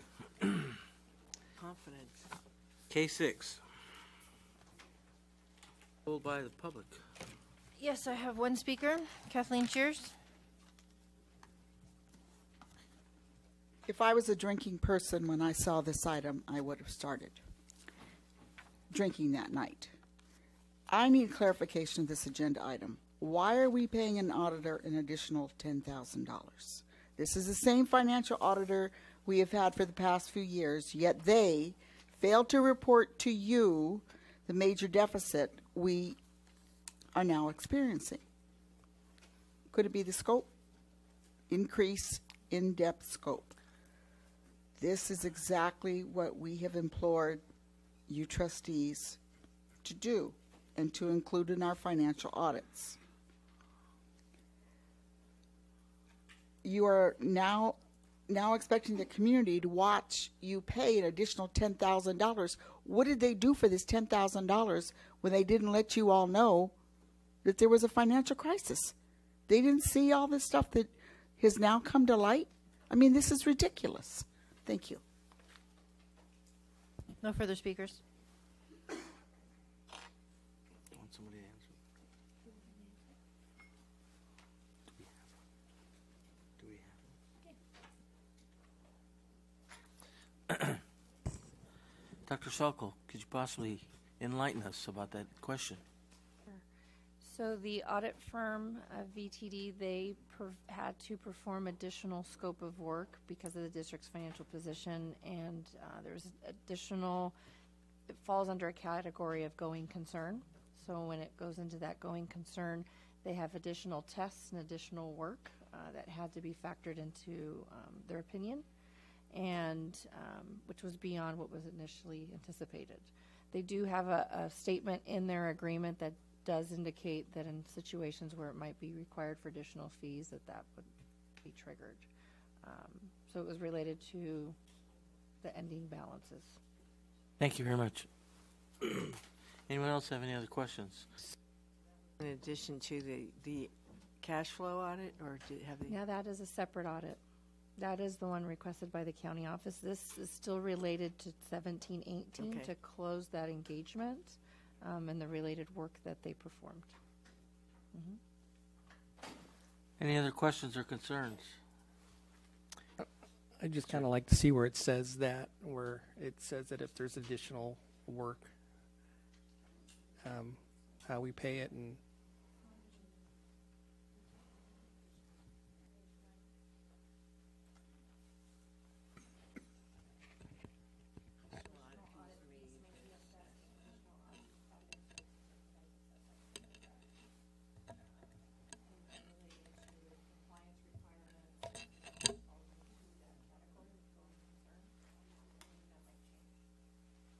thank you. Okay. Any other questions? Motion to approve. Okay. Second. Hall? Yes. Solis? Yes. Segura? Yes. Pike? Yes. Tarantino? Yes. Motion passes 5-0. N1. Pulled by Mr. Segura. So my question around this was the cabling. So I remember when in the construction, working with Dr. Aghetti on the VDV certification, the voice data video certification on projects that go out, so that, and what that is a state certification under the Department of Industrial Relations, and that means so a journey person who does this work has accumulated 4,000 hours of on-the-job training, has acquired 480 hours of instruction. So it's a professional. It's somebody we want working on our systems. And they, under the DIR, they have to 20% of all that work has to go to apprentices, and that's a good thing because we are always trying to train the next generation of installers. So I would look through the, and I believe it's in the construction documents going out for bid, and I looked through this document. I didn't see it, so I don't know when this is supposed to start, or if it's too late to put it back out there, so that we ensure that we're paying top dollar. Why, and that maybe this company does have. I'm not familiar with them. Maybe they do have voice data video certified cable installers, and those if they are, they're listed on the Department of Industrial Relations website. So just kind of wanted to see where we're at with that, and if they aren't, if that wasn't a requirement in this document, what do we have to do in the future to ensure that is? Because I don't want to slow this work up. It needs to get done. So those are my issues. Mr. Del Lozada, go ahead. Good evening, President Pike, Dr. Janney, board members, Mr. Segura. The voice data video certification, those technicians are also called low voltage technicians. Our requirement in our RFP addresses low voltage requirements. The other aspect of our project is that we require at least minimally category 6A, which I don't want to educate you here, but you already know the specifications for those. But category 6A basically indicates that basically voice data and video will run through that particular cable at minimally 10 gigs and at 100 meters, and those are minimal requirements for voice data and video. So it's inherent in the requirements that we're asking for. A low voltage technician has to be an expert in installing those. So besides being a low voltage technician, they also have to have experience in installing fiber. So our project or work is to correct capacity issues at 7 schools. And so so those requirements are basically addressing voice data and video requirements. So it's inherent with the specifications that we've included. So through the chair. So, but the voice data video requirement by the so I know in the construction documents it says the contractor shall ensure that his crew or his workers are voice data video certified by the DIR. Is that in your documents?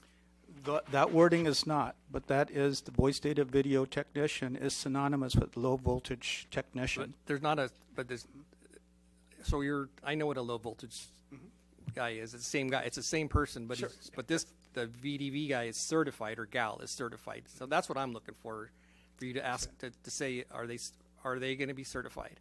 Is it in the specs for them to be certified and be on the DR website? The specifications do not say voice data video specifically. Okay, so I just want to know how we can get there with that on the construction, on the maintenance side. If we're paying the top dollar for this person to do this work, we should ensure that they have the, we want a teacher that's not certified teaching while we want somebody doing the work in our facilities that's not certified, and this is their profession and this is what they want to do in their life, and we should be rewarding those people who have that certification and taking this on as a career and getting continued education. Understood. So the same thing with fire life safety, the fire life safety certification for like our fire alarm systems here. There's a certification for that by the Department of Industrial Relations, that there's people that do a lot of study that, have to take the test. It's a high failure rate.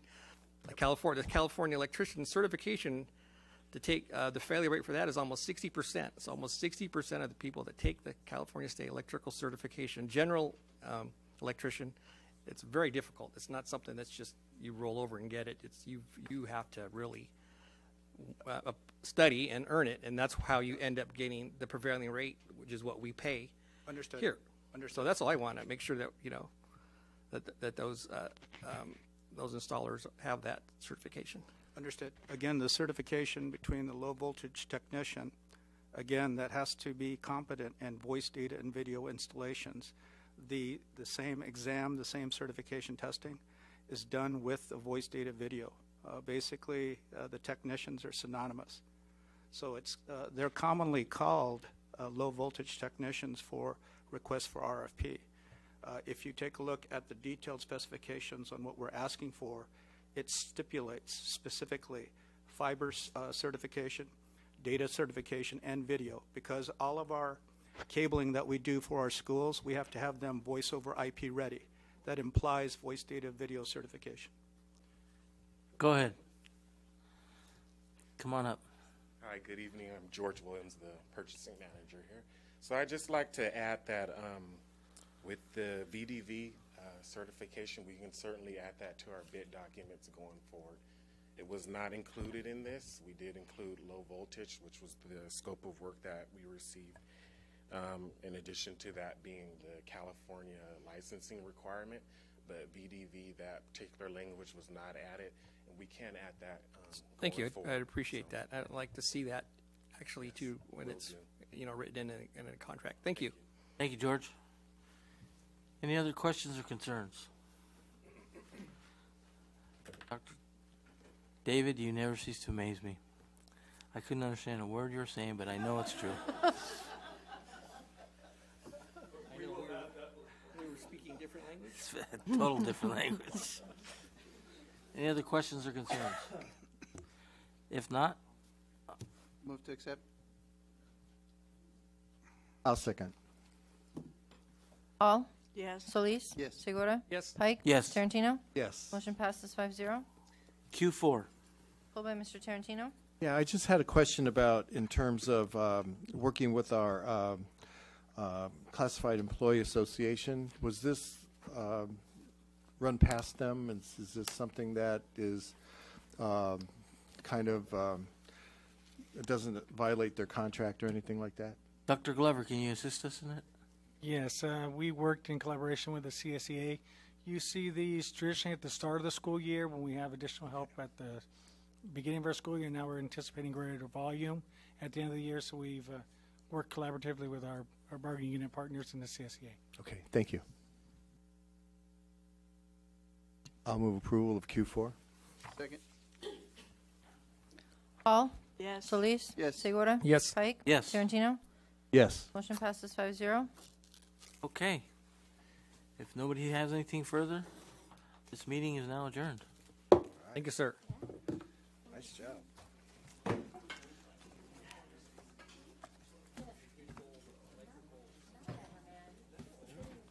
Yeah. all the reports.